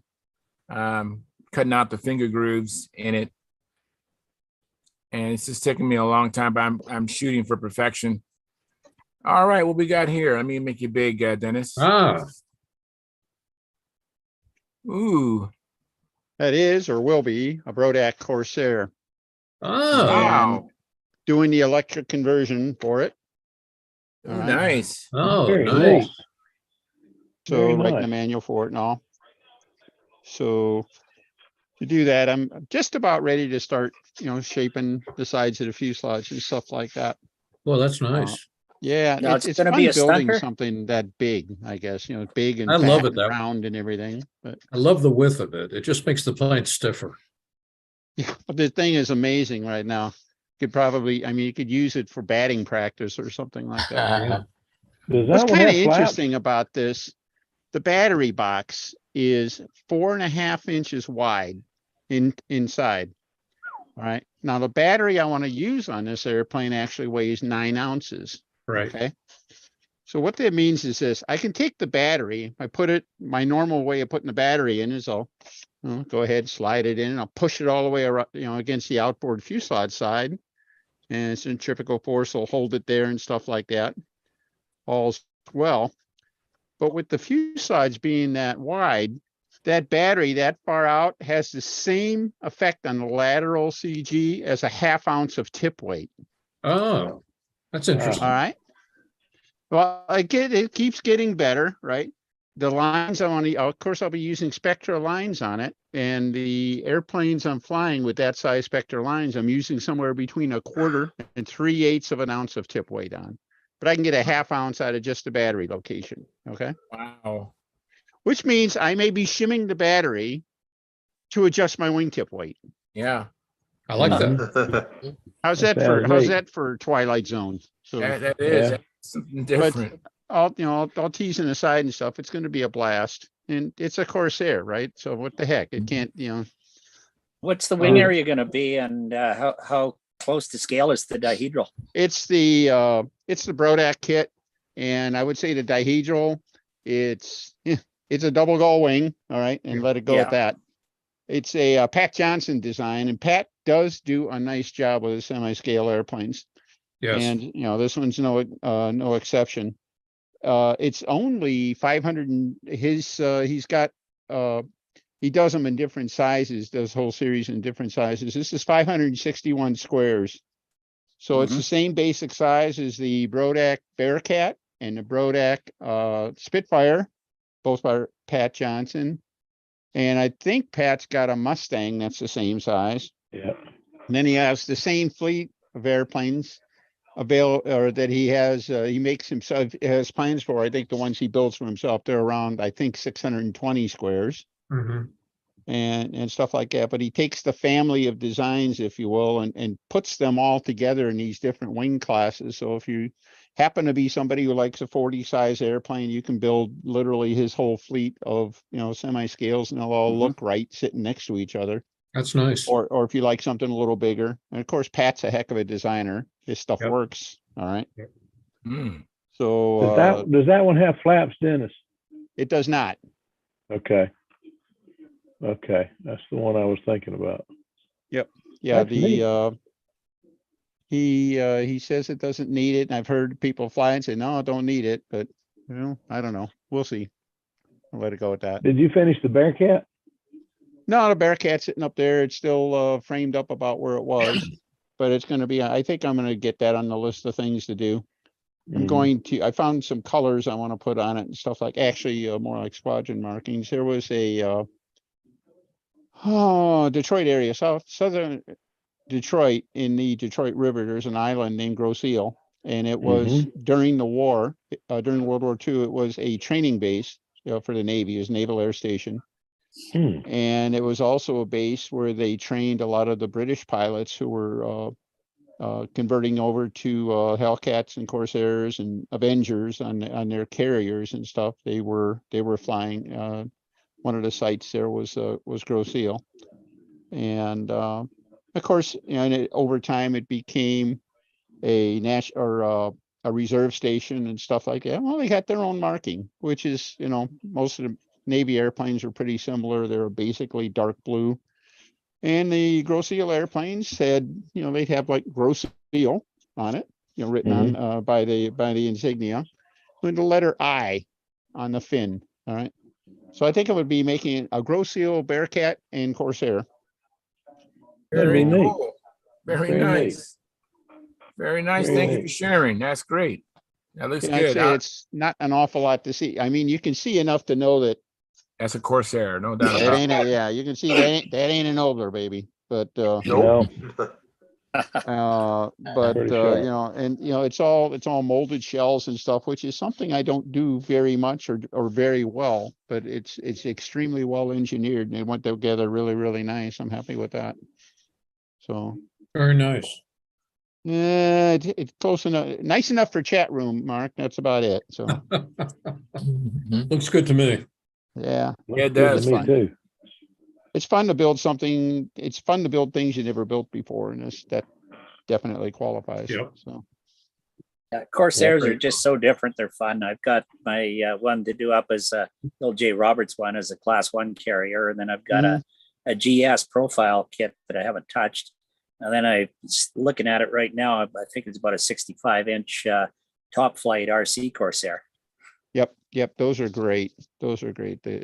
Well, Top Flight did a nice job. They had all their Warbird series were all nominally 60 to 65-inch stands and stuff. They had a nice collection. Except the fuselage shape is wrong. They've got it kind of slab-sided with a flat top on the turtle deck.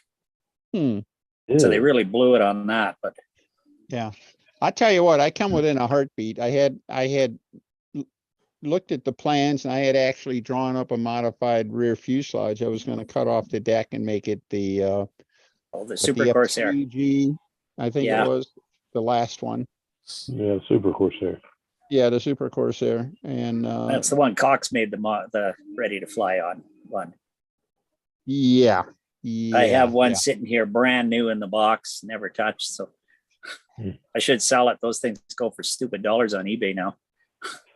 Well, that's it. Of course, you could wait a little longer, and it'll go for even more stupid dollars. But I got it cheap, $60 at a antique store. Wow. That is cheap. You did get that. They probably and thought, that's 60 man, Canadian. they got $60 for this thing, man. That's crazy.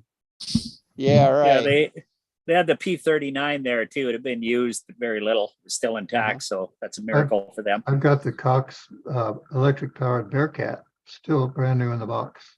Anybody want it? Oh, It's a neat looking airplane. Well, they did a nice job with it. You know, we were chatting about that last, the last chat session, we were talking about Mark's entry level airplanes, or, you know, and one of the things that Cox did very well is they made those scale, the airplanes looked realistic. I don't know if scale is quite the right word. Right. But they look spectacular, and Oh, a yeah. whole bunch of them did. So Hey, John Miller, thank you for coming in. Appreciate it. Good to be here. Hi, John. Hey, John. Hey, Big John. Hope you're feeling Hi, better. everybody. You sound better. good. Sound better. yes, he does. I mean, Yeah, he I'm getting sounds better. like himself. I thought he sounded pretty good. Did you get a Last time. haircut? Thank you, guys. Would you have that flu bug that's been going around? I think so. Whatever it was, it knocked me down for a week. Yeah. Yeah, I got knocked out for about a week and a half over Christmas. So it kind of ruined all my plans there for working in my shop. Oh, well. Yeah. I think we all caught it from Phil. He was the first one to show up here with it. Oh boy. Come in here for a little fun and fellowship. What do you get? Okay, Not so- knocked Yeah, out here get and made fun of. in for some abuse. We love you, Phil. You know that. Yeah. I just hate Speak for anybody yourself, has to get that bug. What you got for us, Keith? Oh, man. Okay, by popular request, we'll talk about hinge points or hinge point pockets. Oh, look at that beautiful airplane on your desk. But the first, we're talking about these small things. They go down, these could be used for half A. Yeah. Shows up very Those are well, tiny. although Yeah. 16th of an inch. Now, hinge pockets for removable flaps, or in this case, a removable rudder. First off, this is a big diameter hinge point. And it's Okay. like, I don't know if that's 3/16. It's You more gotta than, raise it up for us. We can't it's, see it, it's Keith. more like 5/32. Thank you. Yeah. And they fit in this thing, this hinge pocket thing. Huh. And there's a set screw that goes in there. with Oh, an slick. Allen head. So it you Look at that. put it in and it pins it in place. Okay. Okay. Yeah. And the way that works is for real. This rudder is removable. And you can see Yeah. a little, Yeah. That is so slick. Oh, and there's okay. one down here. Oh, So I you like go in that. and loosen up those set screws and this thing just pulls right off. Wow. Very nice. I Wow. remember seeing those holes in his Yeah. plane and had no idea what they were for. Oh, you made a mistake. I'll be darned. That's pretty slick. That is slick. Slicker That than is slick. really slick. I like that. And that lets me get into what's inside there for the movable rudder and the cam slider that moves the rudder with the elevator up and down. Did you make that tail wheel wire, or did you buy that tail wheel wire? That's just a wire with stuff around it. Wow, that looks Some beautiful. tubing, and the yoke is from a piece of a 1/4 inch plywood that's been carved to fit around the wire. Wow, that looks great. Wow. Very nice. Wow. I Sure like enjoy the your carved show and tells, doors. Keith. Wow. My I goodness. like the carved tail wheel door. Yeah. Yeah, that too. Yeah.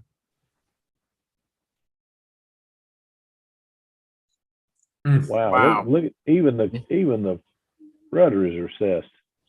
Well, that's Wow. because the hinge line is inside that inside the rudder by Oh yeah. 1/4, 5/16 of an inch. And of course, it's different position here and a different position because the rudder and the tail post is tapered top to bottom. Yeah. Now this is a movable rudder. Yes, here. Wow. I don't know if you can see that. Yeah, I see it. Yeah. You know, Nice. here, there's a better way to see it. Up or down, it torques outward. Beautiful. How about that? Mm. How about that? And it's all internal, where Raby did it, and he did it with linkages external between the bottom of the elevator to the inside of the rudder. Yeah. And because of that, that geometry is a little bit limited in how he could control how much left and right rudder he would get. This thing is totally programmable. Now show them your little cam that you make that goes in there if you can. Okay, hold on. I have a few of those. Just a minute.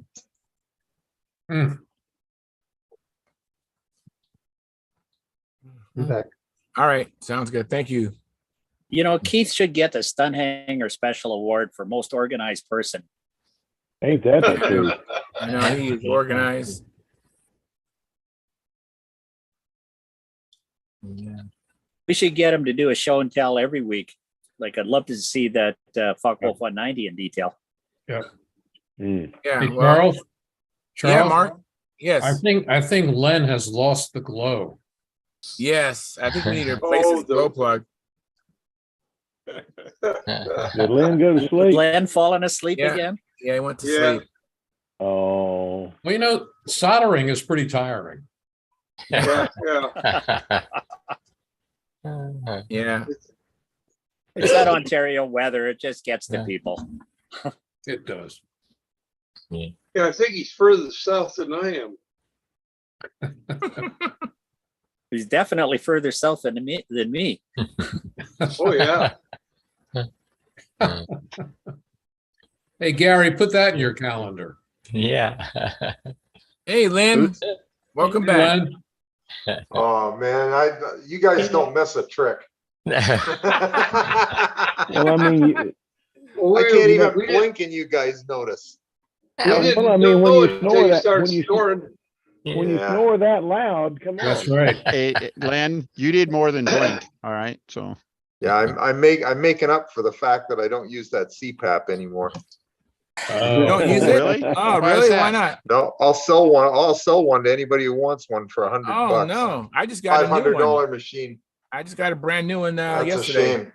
I have a new solution that I actually got off YouTube, but we'll talk about that in the after party. Okay, sounds There you good. all right. Hey, Len, Charles zoomed in on you as you were drooling. Nice. As you were Nice. drooling. I didn't do that. Yeah.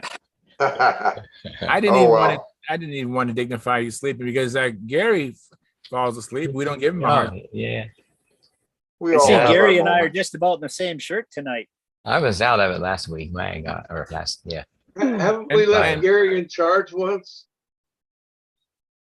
I don't know. No, I don't think so. I think we did, but I don't think Gary knew about it.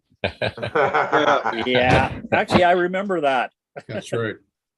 Hey, Gary, I got a neat idea for the calendar, just as a little bit of an addition, if everyone's in agreement.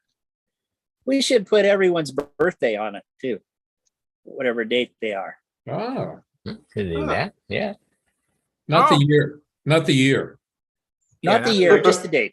Just the date. That's Hey, a I'm good proud idea. of that year. That's a good idea. I'm still Yeah, I alive. just got my Most of- calendars the other day. They're just wonderful as always. Thanks, Gary. I got mine. You got yours? Okay, that's good. Yeah, it's awesome. Thank you. Much appreciated. You're welcome. Look neat. That thanks is from Naomi too. Yeah, it's very nice. And your quote for the calendars was way too low, Gary. So I will adjust accordingly. Good. I know.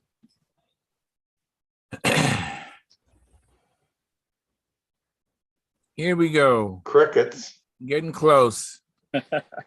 Close to what? What? Oh, He's getting He's gonna close kill us off. to Okay. finding something for us. Okay. Ready for this? Yeah, I'm ready to make you big here. Just a second. Okay. Oh, we got the These- cams Wow, out. yeah. Whoa. Oh, These are the cams.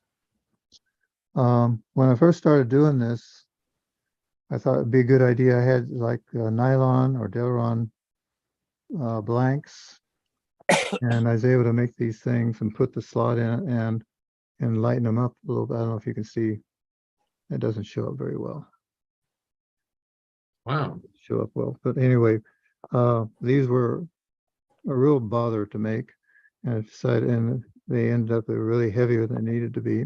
So came up with another way to do it with just 16th inch plywood on the top, with balsa wood on the base, and basswood on the bottom as a runner, because it's slid on, it slides in a box made out of basswood inside. So there's very little friction and it's very smooth. And so this is how you program the rudder. This is neutral elevator right in here. That'd be neutral elevator. And this would be full up and this would be full down for maximum travel. And then you can program how far it goes and how fast it goes, depending on how you cut the slot. On the Bearcat, I don't know if I have the Bearcat one here or not, but it ended up sort of looking like this, because on the Bearcat, the wire is sort of offset anyway, so I put the slot offset, and this would be full down, neutral, and then for full up, the elevator goes back to a little bit more right rudder instead of more left rudder of what Raby does. And I think that was just kind of typical, needed for the Bearcat, because the configuration of Bearcat, that thing's got a big rudder that sits all on top of the fuselage. And so if you move the rudder too far, you're going to get screwy things happening where it's going to want to roll in one direction and turn or yaw in the opposite direction. If you're not working the rudder right. So that's what we found out with this thing. Now with Mark's airplane, I don't know, he's going to find the same thing. It only took me about 2 years to find this. And I knew I was on the wrong track. And then one time Bob Palmer was watching my airplane. He says, "It's really acting funny." Well, I knew that. I didn't know how to fix it until I started playing. And I found this thing to where not only do I get right rudder on down, I get a little bit of right rudder on up. And all my problems pretty well went away on that. Wow. Totally. You know if anyone's used something like this on a Sea Fury, Keith? No, but Benet Rodriguez, the guy in South America, he's built several Raby Mustangs, and he found a geometry, even with external horns, he found a geometry that he could get a movement like this, and found it worked. But he had to put his horn, his pivot point in the elevator is inside the airfoil of the airfoil of the elevator. It's not a horn sticking out the side of the bottom of the elevator like Raby does. But if you play around with drawings, you can find a geometry probably with external horns and external push rod to get that. This just simplifies it, because you want different movement. You just program that slot or cut that slot the way you want it. It takes maybe an hour to put one of these things together. And there you go. Yeah, I'm thinking about tackling my Sea Fury kit next winter. Was the major I would project. recommend it, but there's Sea Fury, because it's got the rudder. Some of it is below the thrust line of the airplane, so you're not going to have as much problem like we have with this Bearcat, where everything is sitting way on top of the fuselage, way above the thrust line, and that just puts a whole different dimension on how these things would work, I think. So the rudder's got a pin that runs in that little groove. Yeah, there's a push rod that goes forward of the elevator rudder leading edge, and it comes in. Well, this thing slides back and forth inside there underneath the tail, and then there's a wire from the rudder leading edge. It comes in and then sticks down in that, and then that just guides or follows the guide for the rudder position. Does that make sense? Yeah. Okay. Keith, I noticed some of those would be fairly abrupt changes in direction and stuff like that. Have you ever had any trouble with those things binding up because you were trying to change it too fast or anything?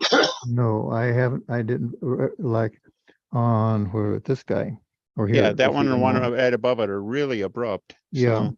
And no, I checked that on the ground and tried to put pressure on the rudder to see if that made any difference. And the motion was totally smooth. And then with So- the vibration of the engine and everything, it's not going to stay hung up anywhere, I don't think. Okay. I How never heavy is the found- I wire never coming off the, found how it heavy to is the ever wire hang coming up. off the front of the rudder? What's that? How heavy is the wire coming off the front of the rudder? 16th inch diameter wire. Okay. And it's maybe, 3 inches long. There's an article in Stunt News, and I've sent that Mhm. copy to a lot of people. Like, Yeah, I if have somebody's really interested, I could send a copy, and it's got drawings in it from one of the other earlier airplanes that has it. In fact, I think it's on the Pampa website now. it should be. And I think, what is it? Yeah, the plans I sent to you of that Focke-Wulf. They have it. They have it. Yeah, and there's did I send you the drawings from that article? Yes, If sir. I I didn't, think so. look on Stunt News, and there's drawings of the Focke-Wulf with this rudder on it. Mm-hmm. Yeah, you showed me that. I don't know if I have the right cam for it, but I think you might have given me that too. I'm not sure. Okay, I'll look at it again. yeah. It's enough so I got right excited when I got it open and got to looking at all of it. I said, this is doable. But you know, as many times I've seen that airplane, I thought it had a sheeted leading edge. The I Focke-Wulf? thought it was a sheeted leading edge. And I got to look at those plans. I said, well, wait a minute. I didn't remember it looking like this. Well, But anyway, that airplane that I built back then, that was a foam wing, sheeted foam wing from Bob. okay. Leroy Black wanted to build one, so we both got a lost foam package from Bob. I've got one in the room over there, and Leroy has his as well. And Yeah. the plans I think you've got show for that lost foam package that Bob sells. He's got the templates if you want to ask him or talk him into making you a lost I foam might package. try to do that. I might call him and talk to him. That's not the only thing I need to talk him into. I got to get him to give me some specs on that way he makes that timer work. Yeah. Pure Eddie timer. Hey Keith, when RSM did the kit on the Focke-Wulf, did they stay true to your design on the pocketed hinge lines and all that kind of stuff? Yes, in fact, there's things on the plans that show a red line for the hinge line, and there's a note on there that's important to maintain those hinge lines. Mm-hmm. Okay. Now, and I Glad to have hear an that idea. because that is such a big piece of the airplane, I thought. Yeah, and if you don't do that, it's not going to work, because I've seen people try to take those thick flaps and make them work, and I think that just takes away some of the performance of the airplane. That airplane worked very, very well for me back in the 70s. I seem to recall you had some fair success with that, shall we say? My first nationals was in '64, and I got a 5th place with it, and then another 5th place in '66, and then a 1st place in '70. Yes, with that airplane. So yeah, that was awesome. It's emphasized on those plans, and I was hesitant. Eric really wanted to make that into a kit, and I sort of tried to discourage him, because I said the key feature of this thing is the build-up flaps and elevators and the hinge lines. And he went ahead and did it, and Robin Sizemore did the plans, and he put on there notes about important and red center lines for those hinge lines. So it's on the plans. Well, see, that's the reason when I talked to you about it before, I thought I had not seen those plans, because the one I remember and the one I have pictures of, and if you remember, I took a bunch of pictures of your airplane, and it was all sheeted leading edge. And I thought, well, I never thought to look at the way I shot it. You can't look at the pictures and see that the whole wing's foam. It was foam sheeted. Yeah. All you could see was that the leading edge was sheeted. And I thought, well, we're talking this two isn't airplanes. the same plan, but I understand now. We're talking 2 airplanes now. The 1970s airplane was an OS-35, No, this was a 46. Okay, that was the second version of second issue of my, I called the first one a TA 152. And then there was a Focke-Wulf 190D, and that's what you've got the plans for. And that's the one I had. Yeah. And the 76 Dayton Nationals. Yeah. Okay, I do remember seeing the TA 152. You had that yellow stripe around the center. Yeah. And explained that that's where they just cut the plane in half and extended it a foot. Yeah. Okay, well, I do remember seeing that one, but the one I just went gaga over was the 46. Well, there's a better looking airplane that, what's his name? Protege of Al Raby did and published the Focke-Wulf 190. David McClellan. David Yeah. McClellan. Yeah, David I have that McClellan. plan too. And that's a better representation of the Focke-Wulf 190D than what mine is. But Well, it is, but I like yours. well, mine worked. It placed. It was in the top 20 at the Nats twice. Let's put it that way. Yeah. Yeah, it worked quite Charles, well. can I share the plans for Keats 1970 airplane? Go ahead. I think I'm on disabled. Hang on, I'll fix that. There we go. You're enabled now. And hi, Steve. Thanks for coming in, Steve. Yeah. Steve Hines is in the house. Hey, Good. Steve. Hey, Steve.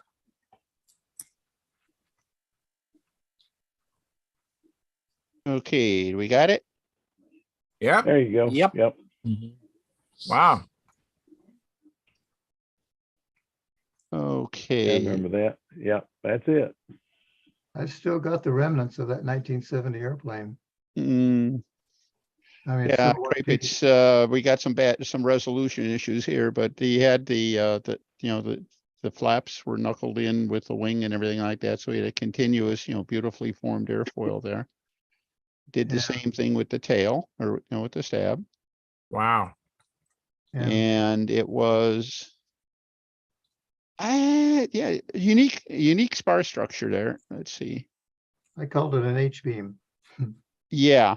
I didn't know what I didn't know what I-beams were when I drew up the plans for these. This is an outgrowth of some elliptical winged airplanes I had that I called an H-beam. Mm-hmm. Yeah, you could, let's see if we can get a decent shot. Not really, but there's like a spar cap just below this cap. Each of the ribs had a cap strip, and there was a wide thin spar cap. And then that webbing was, between the a top heck and of bottom a spar. I'm sorry? And then webbing between the top and bottom. There is webbing. Okay. So, I don't know if the plan shows and a that. nice stylishly round fuselage there. Airplane was stunning. All right. It really was. I mean, you imagine this thing with the rash of normal, if you will, Nobler clones and other original Noblers and everything like that. This thing had a round fuselage, not rounded. I mean, it was round, and nominally the same size, except it looked so much bigger because there was so much more of it there. Everywhere you looked at it, it had another dimension to it. Dennis, could you show the push rod going to the flat? You mean right at the wing there? Yeah, no, there was a little sketch of it by itself, almost by itself, I saw. Oh, that was just for the hinges. That was Up just here. for the hinges. Okay, but and Keith is it looks like we have the flaps. The flap horn was actually had to be inset from the surface to be on the center line with that hinge so it would roll properly, correct? That's right. That's right. Yeah. Guys, if you wonder how neat the plane was, anytime Al Raby's airplane is sitting there, I don't care which one of Al Raby's airplanes. Al Raby's airplane is sitting there and you see people gathering around this thing and going gaga over it. You know this was a really sharp airplane. Mm-hmm. Well, the thing won the Nationals with an OS-35 with a nominally 600 square inch wing and everything like that, which means that along with being straight and flying well and stuff, it couldn't have been terribly heavy or anything like that. No, And that's that's a fair job of testimony flying it to too, to the quality of build and engineering and everything like that. Let's see, I'm blowing this up, but I can't move. That's where all the people are sitting in front of it. There we go. Oops. 56-inch span. I can't read the area now. 615 squares. 615, okay. Yeah. And I can tell you where those numbers came from. There was an article in a Flying Models or Air Modeler magazine where they compiled all the data for maybe 15 airplanes. Most of them were American. There was a couple British airplanes, but most of them were American. And it sort of did a composite number for the trend, said 615 square inches. So here we are with a 615 square inch airplane. At the top of the curve. There we go. So Now, you connected your belt crank with a push rod to a hole lower than the one going back to the elevator. Is that correct? that's what Actually, it looks like.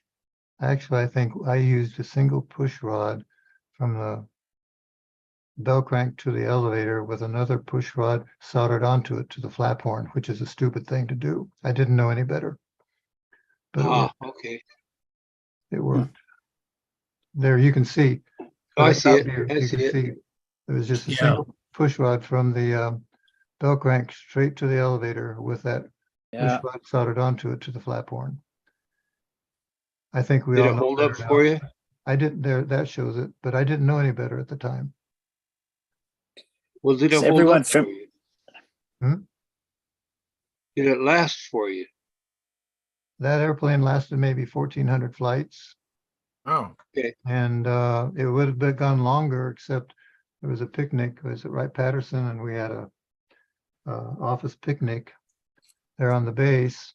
Nice one evening, and they asked a couple of us to bring out their airplanes to fly. So I brought this thing out, and I flew it. And the base commander was a general, World War II pilot, and he was there watching what I was doing and flying it, and looking around and looking at the airplane. And I asked, "Do you want to fly it?" And he said, "Sure." Well, he was a pilot, and I took it off, gave him the handle, held on to his handle for a couple of laps, and he got pilots. They realize that to fly this thing straight and level, you don't have to do much, just sort of think up and down. And he got the hang of it, but then he got dizzy and pancaked it on the grass field, and the silk covering on that wing just sort of shattered. that's too bad. And I flew it for a while after that, but not often. And now And that, what can you say to a general? I mean, well, he apologized. But, I'm sure he did. And I wasn't quick enough to realize what was going on. I was right there. I could have taken the handle from him, but it was on the ground before I knew it. Well, maybe no one say it. Is everyone familiar with what the TA 152, where that came from for a designator? Because it's a bit unusual for Germany. Well, the designer was Kurt Tank.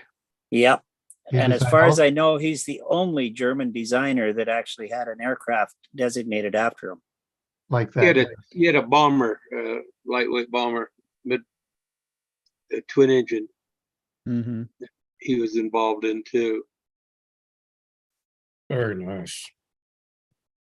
I can show you the tattered airplane if you'd like to see it. It's all covered with dust. It's not very pretty. I've seen that poor thing, and it's still gorgeous.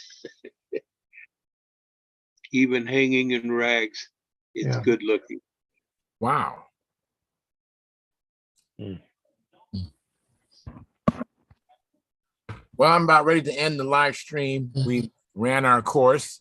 I want to thank everybody for coming in. We really, for a Monday, this is a good show. And hopefully you have a chance to go out there and fly, depending upon your weather, and maybe get a chance to work in your shop, to come back and share with us Friday what you've been up to. So thank you very much for coming in. Until then, farewell.